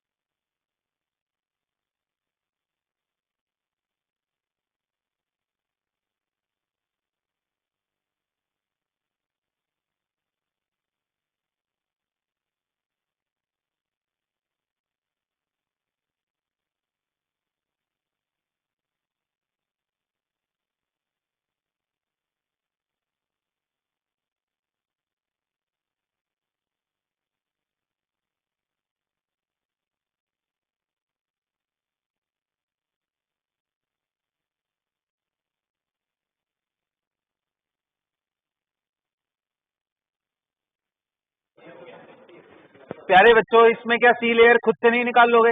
अरे भाई ए पॉइंट छोड़ दिया मैंने, बी लेयर आपको बता ही दिया, तो जो बचे हुए हैं वो सारे पॉइंट्स किसके हैं? सी लेयर के। अब मैं उसको बना दूंगा ना तो बड़ा अजीब सा दिखेगा, इसलिए मैंने उसको छोड़ ही दिया है ना, सब मर्ज करते हुए दिख जाएंगे एक दूसरे में। ठीक है, चलो।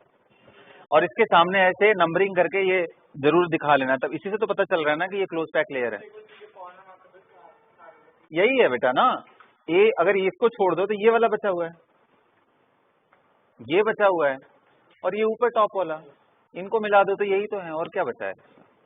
अरे भाई टोटल 8 ही कॉर्नर होते हैं ना यार, 2 हो गए ए के, है ना, 3 हो गए एक के, तो 3 और बच गए, जो बचे हुए हैं उनको मिला दोगे तो थर्ड लेयर हो जाएगा। अंडरस्टूड?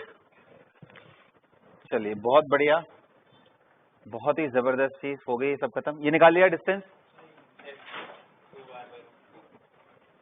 आर के टर्म में कितना आ रहा है?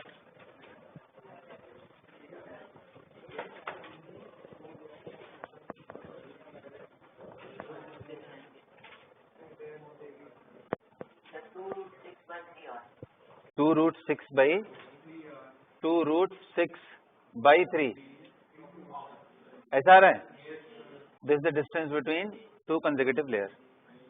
ये आ रहा है क्या? देख लो एक बारी, इसको थोड़ा और सिंप्लीफाई करें क्या? चलो अच्छा रहने दो, ऐसे ही रहने, चेक करें। हाँ जी, तो यहां से आप देखो, इधर से इधर के बीच का डिस्टेंस अगर डी है बिटवीन टू लेयर, फिर बी एंड सी में भी डी होगा और यहां से यहां वाले में भी डी होगा, तो 3 times of D must be equal to length of body diagonal.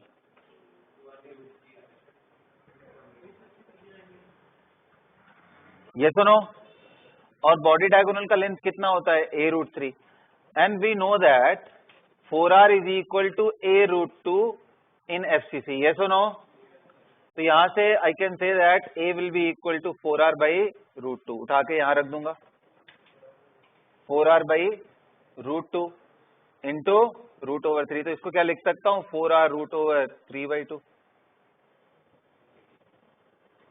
ये किसके बराबर है? 3d।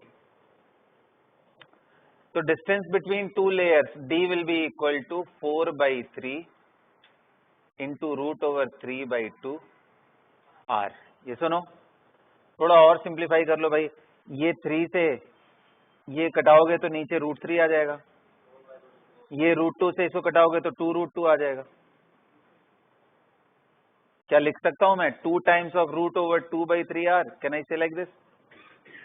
बोलो, अगर आप ये समझ गए हो तो अब इसको अगर सिंप्लीफाई करोगे √3 और नीचे तो यही वाला वैल्यू आएगा जो लक्ष्य ने बताया। आप इस फॉर्म में ही जनरली लिखा रहता है, तो आप रैशनलाइज करोगे डिनोमिनेटर को तो ऐसा आ जाए। डिड यू गेट इट और नॉट? 4D नहीं होगा ना, 3D होगा। नहीं देखो ऐसे है ना, देखो A लेयर है, फिर हमारा B था, फिर हमारा C लेयर था, फिर A आ गया, तो इनके बीच में डिस्टेंस D है, फिर D है, फिर D है। 4D कहाँ आया? ठीक है, अरे आ रहा है ना समझ में भाई? तो ये 3D ही है वो बॉडी डायगोनल का। बना लो भाई, कितना ऐसे बनाओगे, बनाओ बनाओ। A to B D हुआ, B to C फिर D, C to A again, तो ABC ऐसे करके आ रहा है। तो we have got this, got it. अब कितने लोग कह रहे हैं कि HCP वाले अभी निकल गया, फिर तो आंसर नहीं। यहां से यहां का डिस्टेंस कितना हुआ? हाँ जी, ये height C is equal to 2 times of D, और D की वैल्यू हमने कितनी निकाली थी? तो 2 टाइम्स ऑफ दिस वैल्यू, तो 2 2 जा कितना हो गया भाई? 4 टाइम्स ऑफ √2/3D, ये सॉरी R, ये आ गया आंसर C का। आ गया ना, कितना सिंपल है। वैसे यहां ज्योमेट्री लगा के करोगे हालत खराब हो जाएगी, टेट्राहेड्रल ज्योमेट्री लेके करना पड़ेगा। That is another way of doing that.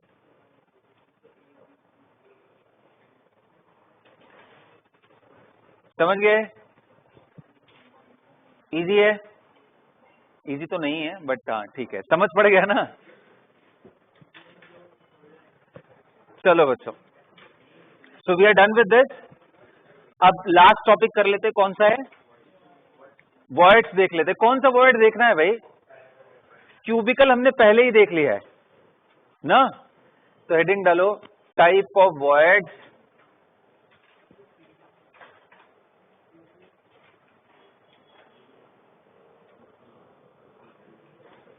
And radius ratio. Types of voids and radius ratio.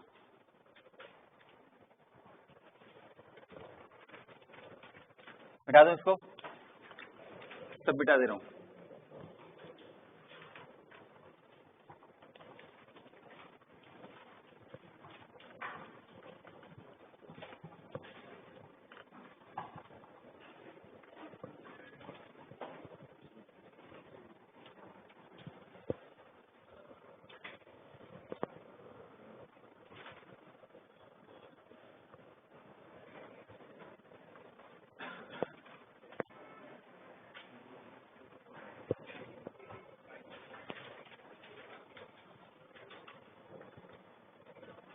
Types of void and radius ratio, correct. और इनके मैं लोकेशन भी दिखाऊंगा कहाँ कहाँ पे मिलने वाला है। तो सबसे पहला बेटा, सबसे पहला यहाँ पे लिखेंगे हम लोग इस साइड में, सीरियल नंबर लिख लो।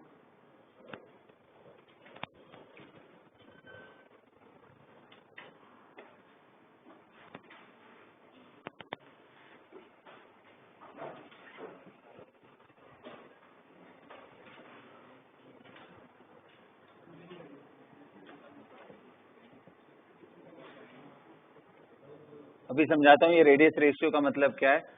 Small r by capital R, ध्यान से समझो। यहाँ पे कैपिटल R किसको रिप्रेजेंट करता है? Capital R is the radius of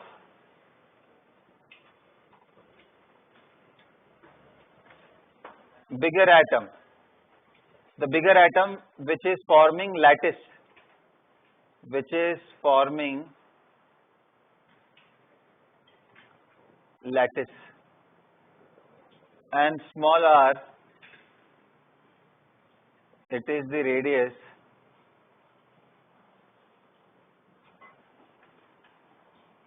smaller atom present in the void.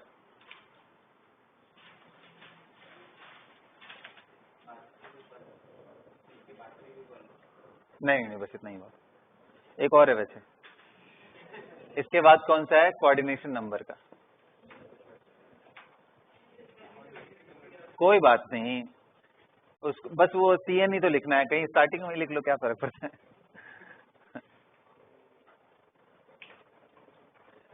इसके चक्कर में मुझे खिसकना पड़ा, ये जो यहाँ लिखा है ऐसे आ जाता। काश ये स्क्रीन आईपैड जैसा होता, इसको ऐसे कट करके पूरा मुझे मिटाना पड़ेगा, जो मैं बिल्कुल नहीं करने जा रहा हूँ। ठीक, चले स्टार्ट करें आप। तो प्यारे बच्चों, सबसे पहला वॉइड,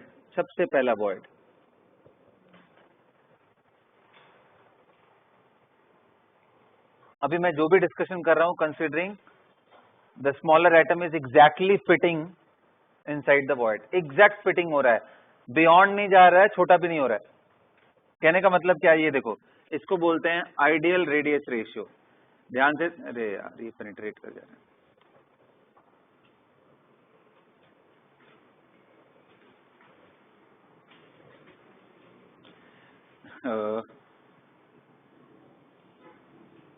ठीक है, तो आइडियल का मतलब ये है बेटा, ये आइडियल है, मतलब तीनों एटम को टच कर रहा है, आइडियली फिटिंग इनसाइड। छोटा करना मतलब जैसे ये हो गया स्मॉलर, अनस्टेबल हो जाएगा। लार्जर कहने का मतलब वो उनको पुश करके बाहर कर दिया, अब वो आपस में कांटेक्ट में भी नहीं रहेगा। तो smaller one and the larger one, जिनमें वो उनकी ज्योमेट्री को ही डिस्टर्ब कर दे रहा है और जिसमें टच नहीं कर रहा है और छोटा हो जा रहा है, ये दोनों नॉन आइडियल होते हैं, और ये एग्जैक्ट आइडियल है जो मैंने अभी आपको ड्रॉ किया है। So right now I am talking about ideal radius ratio, ideal radius ratio. Understood? Okay. Now coming to the first type of void, which is so simple, the name itself is trigonal void. क्या बोलते हैं?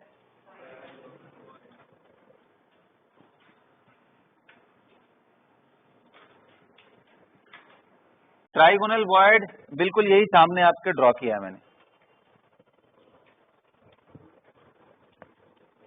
ये है trigonal void, आप बना लो this one, this void is trigonal void।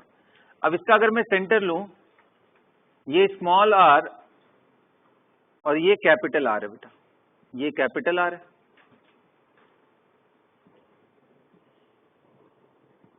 बड़े atom का जो रेडियस है वो कैपिटल आर है, और ये जो छोटे वाले का रेडियस है वो स्मॉल आर। अब हमें क्या बताना है, small R by capital R का वैल्यू क्या आएगा, यही रेडियस रेशियो है। क्या आप बता सकते हो ज्योमेट्री लगा के? Can you tell me the ratio of small R to capital R in case of ideal? दिमाग लगाओ, आ जाएगा यार, ज्योमेट्री है, सिंपल ज्योमेट्री है। राइट, देखते हैं कौन बताता है इसको।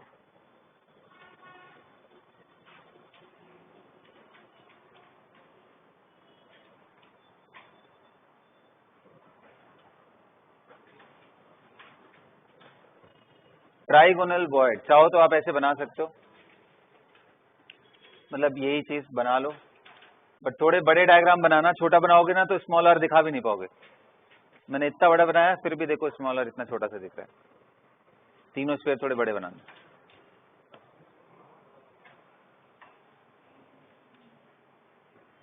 ट्राइगोनल वॉइड, चलो मैं लिख दूं वैल्यू, पूरा इजी, मतलब कैलकुलेशन करके बताओ मुझे। करो, पूरा करो, √3 का वैल्यू यूज करो, कितना होता है 1.7732, पूरा यूज करो, √2 1.414, पूरा यूज करके कटा के बताओ।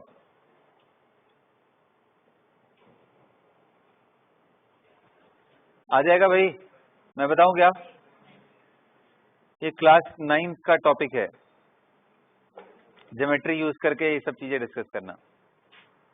No relevance of solid state and chemistry in it. 11th class and 12th class का कोई मैथमेटिक्स नहीं यूज हो रहा है। बताओ बताओ, ये जो लॉकडाउन में तुम लोग पढ़ के आए हो ना, आधे सिलेबस डिलीट हो गए हैं, आधे तुम लोग रोना शुरू कर दिए, एग्जामिनेशन वालों ने उसको कम कर दिया, 1/4 में टेस्ट दे करके जो तुम लोग पास होके आ गए हो ना, ये नहीं निकल के आया तो मैं यही मानूंगा।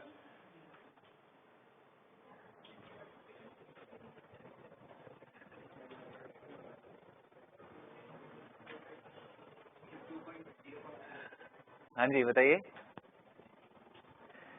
कितना आ रहा है भाई? चलो आओ मैं दिखाता हूँ, आ जाओ बच्चों, देखो दिखाता हूँ कैसे निकालते हैं। हाँ जी प्यारे बच्चों, चलें स्टार्ट करें। आइए देखते हैं, एकदम दिमाग ज्यादा नहीं लगाना है, अब तो ध्यान से सुनो। अभी ये बताओ कितने लोग ये समझ पा रहे हो कि सर ये इक्विलेटरल ट्रायंगल है? सबको समझ पड़ रहा है? यहां से यहां का जो लेंथ होगा और ये इसका सेंट्रॉयड है, सेंट्रॉयड यहां तक अगर बढ़ाओ तो कितने लोग बोलेंगे ये 2:1 के रेशियो में? बचपन की कुछ बातें याद आ रही हैं लॉकडाउन वाली। 2:1। अभी बताओ ये 2r है तो ये लेंथ क्या निकल जाएगा? बिल्कुल पाइथागोरस से भी निकल जाएगा और थोड़ा स्मार्ट हो तो वेक्टर वाले से भी निकल जाएगा। ये थीटा 60 डिग्री होगा, सॉरी मतलब 30 डिग्री लगा लोगे। ये पूरा लेंथ कितना आएगा? अगर मैं बोल दूं पॉइंट ए ओ, इसको ओ बोल दे रहा हूं और इसको बोल दे रहा हूं बी, तो ए ओ बी का लेंथ कितना आएगा? तो आप क्या बोलोगे? 2r cos 30। अरे बोलो मोटू, सही बोल रहा हूं? 2r cos 30, cos 30 कितना होता है? √3/2। अरे आ रहा है यार, और नहीं तो ऐसे कर लो यार, हाइपोटेनस का स्क्वायर, हाइपोटेनस ही बोलते ना, वॉट एवर इट इज यार, h²। ये क्या है? हाँ जी ये क्या है? सब मालूम है तुम लोग को? हाँ जी। तुमको हिप्पोपोटामस सुनाई दिया क्या? चलो एक करके देखो, ये आ रहा है इतना, अग्री करते हो? और ये कुछ और नहीं, अब मुझे निकालना है AO का length. AO length will be nothing but 2/3 times of AOB। Can I से लाइक दिस? बोलो भाई। और AO लेंथ कितना है? Capital R plus small r। AOB कितना आया था?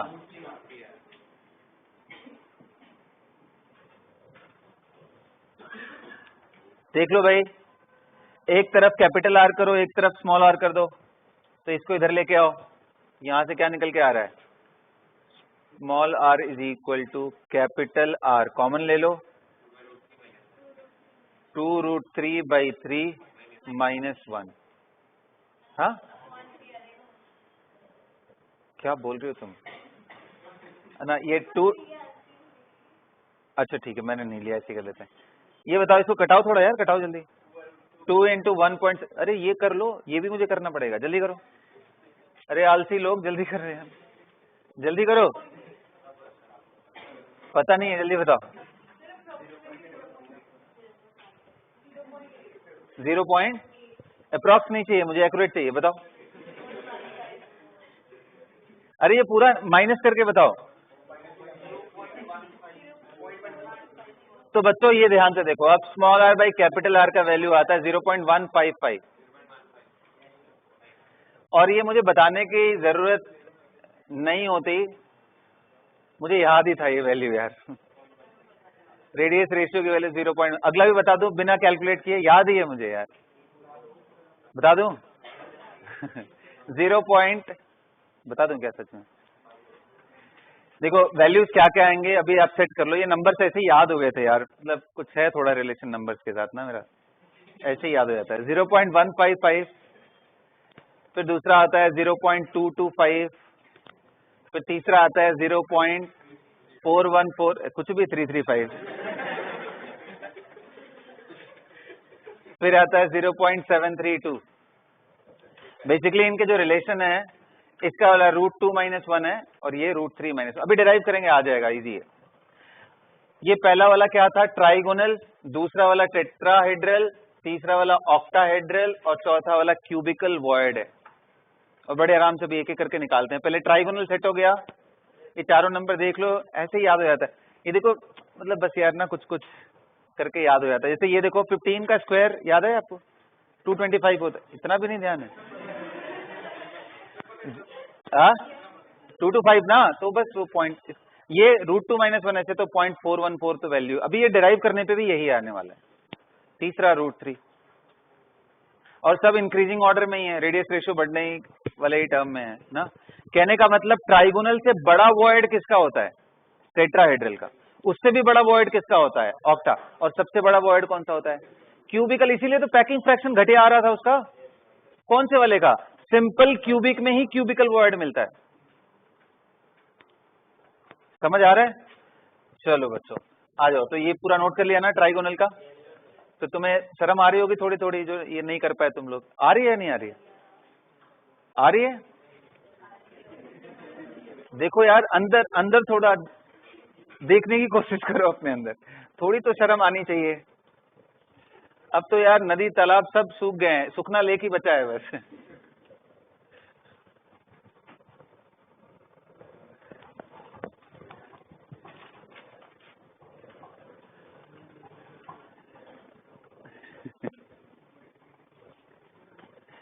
चले बच्चों आगे आगे डिस्कस करें। हाँ जी, कौन सा ये वॉइड था बेटा? ट्राइगोनल। इतने में ही तुम्हारी हालत खराब हो गई। आ जाओ सेकंड देखते हैं कौन सा है। अच्छा अभी मैं अगर ये पूछूं कि बेटा बताओ कोऑर्डिनेशन नंबर कितना होगा? ट्राइगोनल वॉइड आप बना के दिखा लेना अच्छे से, ठीक है? मैं तो ऐसे मिटा दे रहा हूं, यही था ट्राइगोनल वॉइड। कोऑर्डिनेशन नंबर किसके बारे में मैं बात कर रहा हूं? The atom which is present inside the void. कितना होगा? अरे मोटू 5 कौन बोल दिया है? कौन बोला 5? अच्छा 5 तुम लोग ज्यादा क्रिएटिव होके बोल रहे हो क्या कि ये 3 ऐसे सर, एक ऊपर है और एक नीचे? अरे सुधर जाओ। एक जैसे ही ऊपर रखोगे कोई एटम तो वो एक टेट्राहेड्रल वॉइड क्रिएट हो जाएगा। अरे 3 atom in one plane, one is another plane. अभी वही तो देखा था यार। तो 5 नहीं होगा इसका, सीधा सीधा 3। अरे कितने के टच में है डायरेक्टली भाई? तो फिर ये ट्राई। अच्छा एक चीज ध्यान रखना, इसमें ये गलती मत करना, ये चारों एटम मतलब 3 बड़े एटम और एक जो छोटा वॉइड में प्रेजेंट है, इनके सेंटर्स एक ही प्लेन में है। They are in one plane. समझ पड़ रहा है ना? वरना आपको इसमें और टेट्राहेड्रल में कोई डिफरेंस ही नहीं समझ आएगा। तो द सेंटर ऑफ, ये लिख लो बल्कि ना, the centre of the atom present in the trigonal void and the centers of all 3 big atoms are in one plane only. The center of the atom present in the void and the center of all 3 bigger atoms are in one plane only.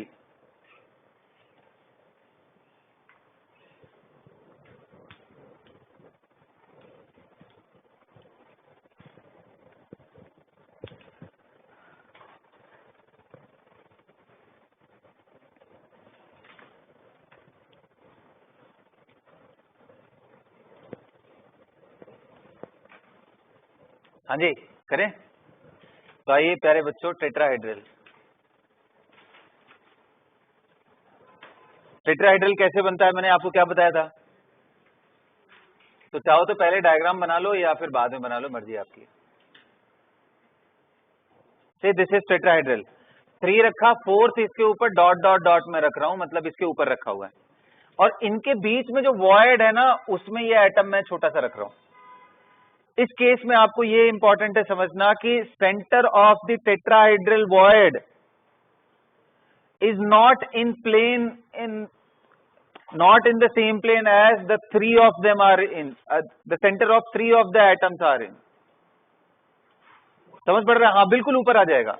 तो basically आप ये बोल सकते हो कि ये जो चारों एटम है ना, इनके सेंटर्स को मिलाओ तो टेट्राहेड्रन जनरेट होता है, जो कि ऐसा देखने में होगा। ये है टेट्राहेड्रन।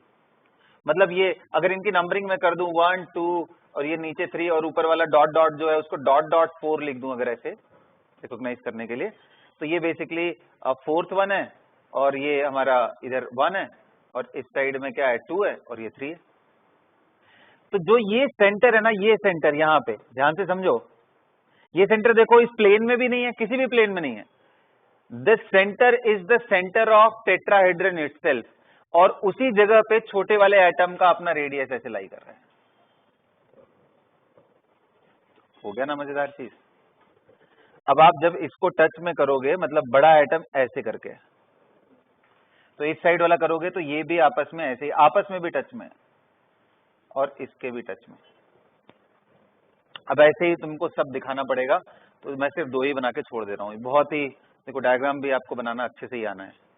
तो अब डिफरेंस समझ आ रहा है ना, ये तीनों और ये चौथा, ये चारों एक ही प्लेन में थे, यहाँ पे ऐसा नहीं है।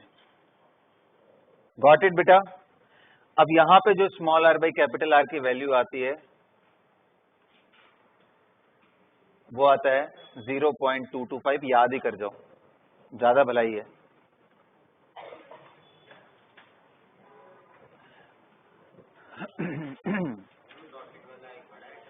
कौन सा? हाँ, डॉटेड वाला बड़ा है, तभी तो टेट्राहेड्रन बनेगा ना। टेट्राहेड्रन मतलब क्या? Surrounded by 4, the void which is surrounded by 4 atoms. और ये जो 4 एटम्स है इनको मिलाओ तो टेट्राहेड्रन बन रहा है ना। Tetrahedron means geometry which having 4 faces. अरे तुम लोगों ने कौन सा टेट्राहेड्रन याद कर रखा है बाबा? तुम लोगों ने ये याद कर रखा है, देखो ये टेट्राहेड्रन। ये इसलिए तुम्हारे दिमाग में टेट्राहेड्रन है क्योंकि हम लोगों ने मॉलिक्यूलर ज्योमेट्री खूब पढ़ी हुई है। बट रियलिटी में टेट्राहेड्रन को ऐसे नहीं देखना होता है। कैसे देखना होता है? ये पॉइंट, ये पॉइंट, ये पॉइंट को मिला के एक प्लेन देखो, दूसरा प्लेन यहाँ, तीसरा प्लेन यहाँ, चौथा प्लेन। अब आप देखोगे तो अब आपको समझ पा रहा होगा कि ये टेट्राहेड्रन क्या है। This is what I mean. और ये जो सेंटर है ना, there only the smaller atom is there. तो बेसिकली इसके लॉन्ग आओगे तो capital R and small R का सम। तो है।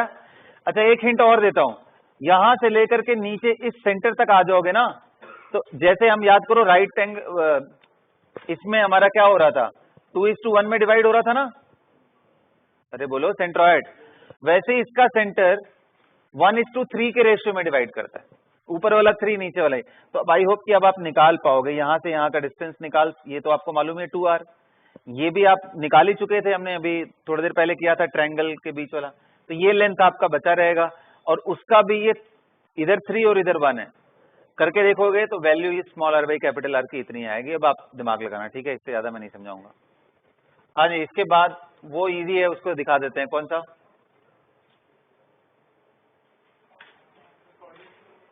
हाँ, टेट्राहेड्रल का कोऑर्डिनेशन नंबर क्या होगा? 4। इसके बाद कौन सा आते हैं? ऑक्टाहेड्रल।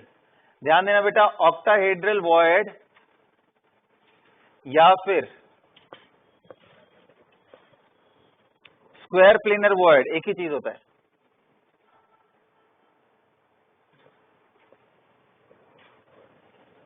तो इसके केस में small R by capital R की वैल्यू आएगी √2 - 1 विच इज 0.414। अब ये ज्योमेट्री देख लो, ये इजी है। ये देखो यहां कहीं प्रेजेंट होगा स्मॉलर एटम, और बड़ा वाले, समझ में आ रहा है ना, और एक बड़ा एटम ऊपर और एक बड़ा एटम नीचे, तो बन गया ना ऑक्टाहेड्रल,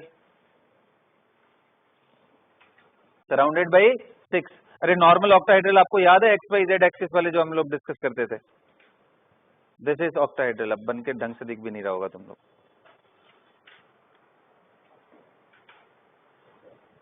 1 2 3 इनको मिला दो तो 1 phase, second phase, third, fourth, फिर नीचे 4, यही तो होता था ऑक्टाहेड्रल।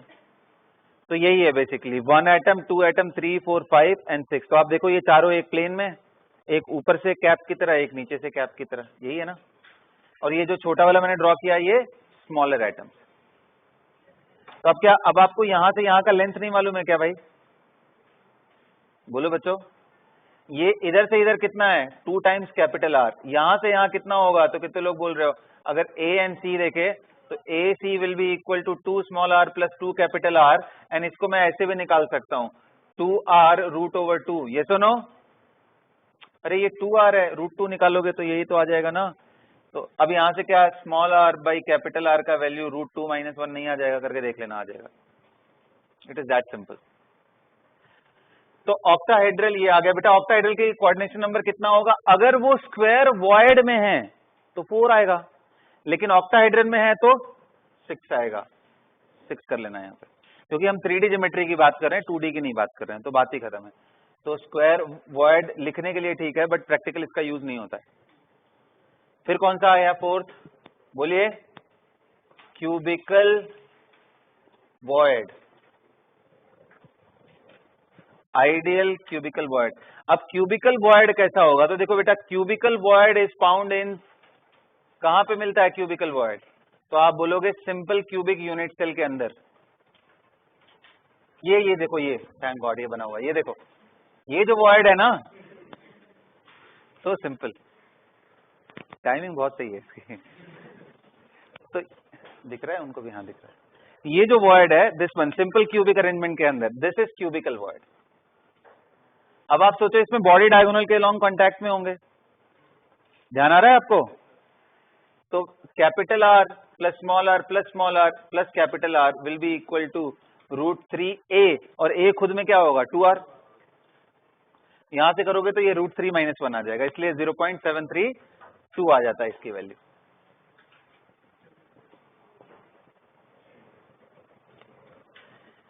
तो प्यारे बच्चों, ये चारों वॉइड है और इनके रेडियस रेशियोज हैं। नंबर बड़ा सिंपल सा है, 0.155, 225, 0.414 एंड अब तो तुम्हें भी याद हो गया होगा, हो गया ना? ठीक है, बहुत बढ़िया। इसका कोऑर्डिनेशन नंबर कितना होगा क्यूबिकल वॉइड का? 8, क्योंकि 4 अबव एंड 4 बिलो, 8 के टच में होता है। ये कोऑर्डिनेशन नंबर मैं किसका बता रहा हूं? क्रिस्टल का नहीं, उस एटम का जो वॉइड में प्रेजेंट है। तो और डिटेल करना हो तो यहां लिख लो, coordination number of the smaller atom present in the void, coordination number of the smaller atom present in the void.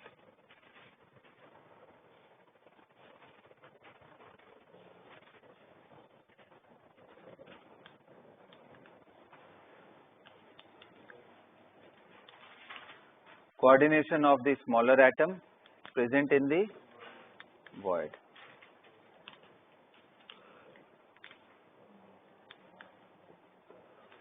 हो गया?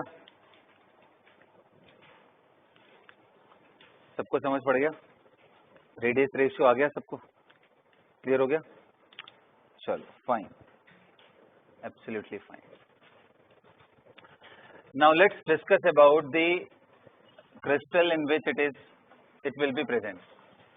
आप बताओ, ट्राइगोनल वॉइड, ऐसा कोई क्रिस्टल हमने पढ़ा है जहां पे ट्राइगोनल वॉइड मिले? ऐसा कोई क्रिस्टल नहीं पढ़ा है, क्योंकि हमने क्यूबिक को पढ़ना था और क्यूबिक में हमारे पास सिंपल क्यूबिक है, बॉडी सेंटर्ड है, और तो कहीं नहीं। अगर आप ध्यान से देखो भी तो हमें शायद एफसीसी वाले में एक लेयर के अंदर मिल सकता है, नहीं? जिनमें एटम आपस में ऐसे ही तो कांटेक्ट में रहते हैं। तो ये देखो, अगर ऐसा कुछ बना तो, लेकिन ये प्रैक्टिकल नहीं होता है, क्योंकि अगर इससे थोड़ा बहुत भी कम या ज्यादा हुआ तो ये ऊपर नीचे खिसक जाएगा। तो प्रैक्टिकल यूज में ये हमारे उतना ज्यादा नहीं है ट्राइगोनल। प्रैक्टिकल यूज में कौन सा है? टेट्राहेड्रल। टेट्राहेड्रल कहां मिलता है बेटा? कहां मिलता है? एचसीपी यूनिट सेल या एफसीसी यूनिट सेल में, या ऐसे सॉलिड में जिनमें लेयर्स कैसे हो? हेक्सागोनल क्लोज पैक्ड लेयर हो, उन जगहों पे मिलता है। अरे अभी तो सिखाया था मैंने। ये कहां मिलता है प्यारे बच्चों? सेम। ये कहां मिलता है? Simple cubic, simple cubic lattice में। ये इतना ही इंपॉर्टेंट है जितना इन वॉइड के रेडियस रेशियो को समझना, क्योंकि आप मिक्स एंड मैच नहीं कर सकते हो। ठीक है, खत्म हो गया ये सारा चीज। हाँ, अब आओ तुमको ना कुछ टिप्स देता हूं फॉर्मूला डिटर्मिनेशन का, कि फॉर्मूला याद करो, मैंने क्या आपको बताया था? यूनिट सेल का जो फॉर्मूला निकाल के लेके आते हैं यूनिट सेल से, और जो फॉर्मूला हमारे एक्चुअल सॉलिड का है वो मैच करना चाहिए, तभी हम उसको यूनिट सेल बोल सकते हैं। यही बोलते थे ना? कौन सा? करूंगा उसी के बारे में यार, है ना? उसमें है ना ऐसे क्रिस्टल डिटर्मिनेशन के, वही मैं समझाना चाह रहा था कि कैसे करोगे। पहले तो वो खुद भी कर सकते थे, बट कोई बात नहीं, कर लिया है। हाँ इजी है वो। आओ देखो, देखते मिटा दूं। अब मान लो आपसे क्वेश्चन ऐसा पूछ दिया फॉर्मूला डिटर्मिनेशन का, ध्यान से सुनो, क्योंकि वॉइड भी इनकॉर्पोरेट करके अगली क्लास में बताऊंगा, क्योंकि अभी लोकेशन नहीं बताया ना वॉइड का। अगली क्लास में हम लोग लोकेशन देखेंगे, एफसीसी में टेट्रा एंड ऑक्टा कितने प्रेजेंट है और कहां कहां प्रेजेंट है। यही है बस, आखिरी चीज बची रहेगी। चलो देखो, अच्छा ऐसे मान लो कि there are 3 atoms A B and C, they are forming alloy. मान लो कि कोई एक मेटल है ए एंड बी, चलो अभी 2 ही रखते हैं ना, ए एंड बी, 2 मेटल मिलके एक एलॉय बना रहे हैं। एलॉय मतलब समझते हो? मेटल के कॉम्बिनेशन को, मिक्सचर ऑफ मेटल्स बेसिकली इसको बोल सकते हैं, सॉल्यूशन ऑफ मेटल्स बोल सकते हैं, right? Homogeneous mixture of metals. तो एलॉय बन गया बेटा। अब ये एलॉय में इसने पूरी स्टोरी बताई है कि ये सब कौन से अरेंजमेंट में है, A and B are in cubic arrangement. अच्छा क्यूबिक में भी क्या है, तो उसमें ऐसे बताएगा A is present on all the corners. B कहां प्रेजेंट है भाई साहब, तो B is present in all face centers. A सारे कॉर्नर पे है, बी सारे फेस सेंटर पे है, तो बताओ फॉर्मूला क्या होगा। तो बड़ा सिंपल है यार, एक यूनिट सेल में कितने कॉर्नर होते हैं क्यूबिकल वाले में, इसने क्यूबिक बोला था, कितने कॉर्नर 8। अच्छा एक कॉर्नर पे कितना ए आ जाएगा 1/8। तो कितने लोगों को दिख रहा है कि सर हमें तो ए मिल गया, और कितने लोगों को दिख रहा है कि बी भी मिल गया। सर बी कहां प्रेजेंट है, सारे फेस, कितने फेस होते हैं, और एक फेस पे कंट्रीब्यूशन तो 3। तो हमें समझ आया कि सर ए 1 है एंड बी 3 है, तो फॉर्मूला क्या आ जाएगा जी, ए बी 3। पता है क्वेश्चन अभी इंटरेस्टिंग नहीं है, तो बड़ा प्लेन सा है। इंटरेस्टिंग कब होगा कि एज्यूम करो कि किसी एक बॉडी डायगोनल के अलोंग अगर जितने भी एटम पड़ रहे हैं उनको उड़ा दिया जाए। Assuming atoms present on one of the body diagonal is removed, then what will be the new formula of the crystal? फिर से सुनो, अगर इनमें बॉडी डायगोनल के अलोंग, मतलब समझ ही रहे होगे तुम लोग प्यारे बच्चों, बॉडी डायगोनल ऐसा वाला, इस पे प्रेजेंट हुए सारे एटम को रिमूव कर दो तो जो ए और बी अब बचे रह गए उससे नया फॉर्मूला क्या आएगा। बड़ा सिंपल है यार, बताओ बॉडी डायगोनल कहां कहां से पास करता है, कॉर्नर से और बॉडी के सेंटर। कितने कॉर्नर गायब हो गए, 2 कॉर्नर। तो भाई हमारा ए कहां प्रेजेंट था, सारे कॉर्नर पे, तो अब ए कितना प्रेजेंट रह गया, 6 कॉर्नर पे, और कंट्रीब्यूशन 1/8, तो ए कितना हो गया 6/8 या 3/4। अच्छा बी कहां प्रेजेंट था, फेस के सेंटर पे। क्या बॉडी डायगोनल किसी फेस सेंटर को टच भी करेगा, नहीं करेगा, तो बी जितना था पहले भाई साहब उतना ही अभी भी है, 6 × 1/2 कितना 3। तो नया फॉर्मूला क्या आ जाएगा, ए 3/4 बी 3। इसको सिंप्लीफाई कर लो, ए 3 बी 12 या फिर ए बी 4। मजा आया। अगला क्वेश्चन, हाँ जी कौन सा क्या कैसे किया, जब आप कॉर्नर के अलोंग एक्सिस पास कर रहे हो और उस पे जो भी एटम है सबको रिमूव कर दे रहे हो, तो कॉर्नर पे कौन प्रेजेंट था, ए तो प्रेजेंट था ऑल द कॉर्नर्स। अरे ये मैं बस एक एग्जांपल देके समझा रहा हूँ बाबा, स्ट्रेस मत लो यार तुम लोग, दोबारा सुन लेना रिकॉर्डिंग, ठीक है। हो गया, अंडरस्टूड। अगला क्वेश्चन अगर मैं ऐसा बोल दूं कि if all the atoms present on the axis which is passing through face centres, parallel face centres, if they are removed then you tell me what will be the new formula of the crystal। तो वो भी बड़ा simple है, अगर आप face centre से पास करते हो तो फेस वाले आइटम गायब हो जाएंगे सामने के, तो 6 में से 2 निकल गए ना, कितने बच गए 4। तो 4 × 1/2, बी कितना बचता है हमारे पास 2, ए अनअफेक्टेड, पहले जितना था उतना ही, तो आंसर आपका निकल जाता है। समझ पड़ रहा है। इसी कहानी में और ट्विस्ट आ जाएगा अगर बोल देगा कि कोई सी एटम भी है और वो अल्टरनेट टेट्राहेड्रल वॉइड्स में है, तो गेम हो जाएगा बच्चों। ये गेम हम लोग अगले क्लास में सीखेंगे, ठीक है। That's all for the class.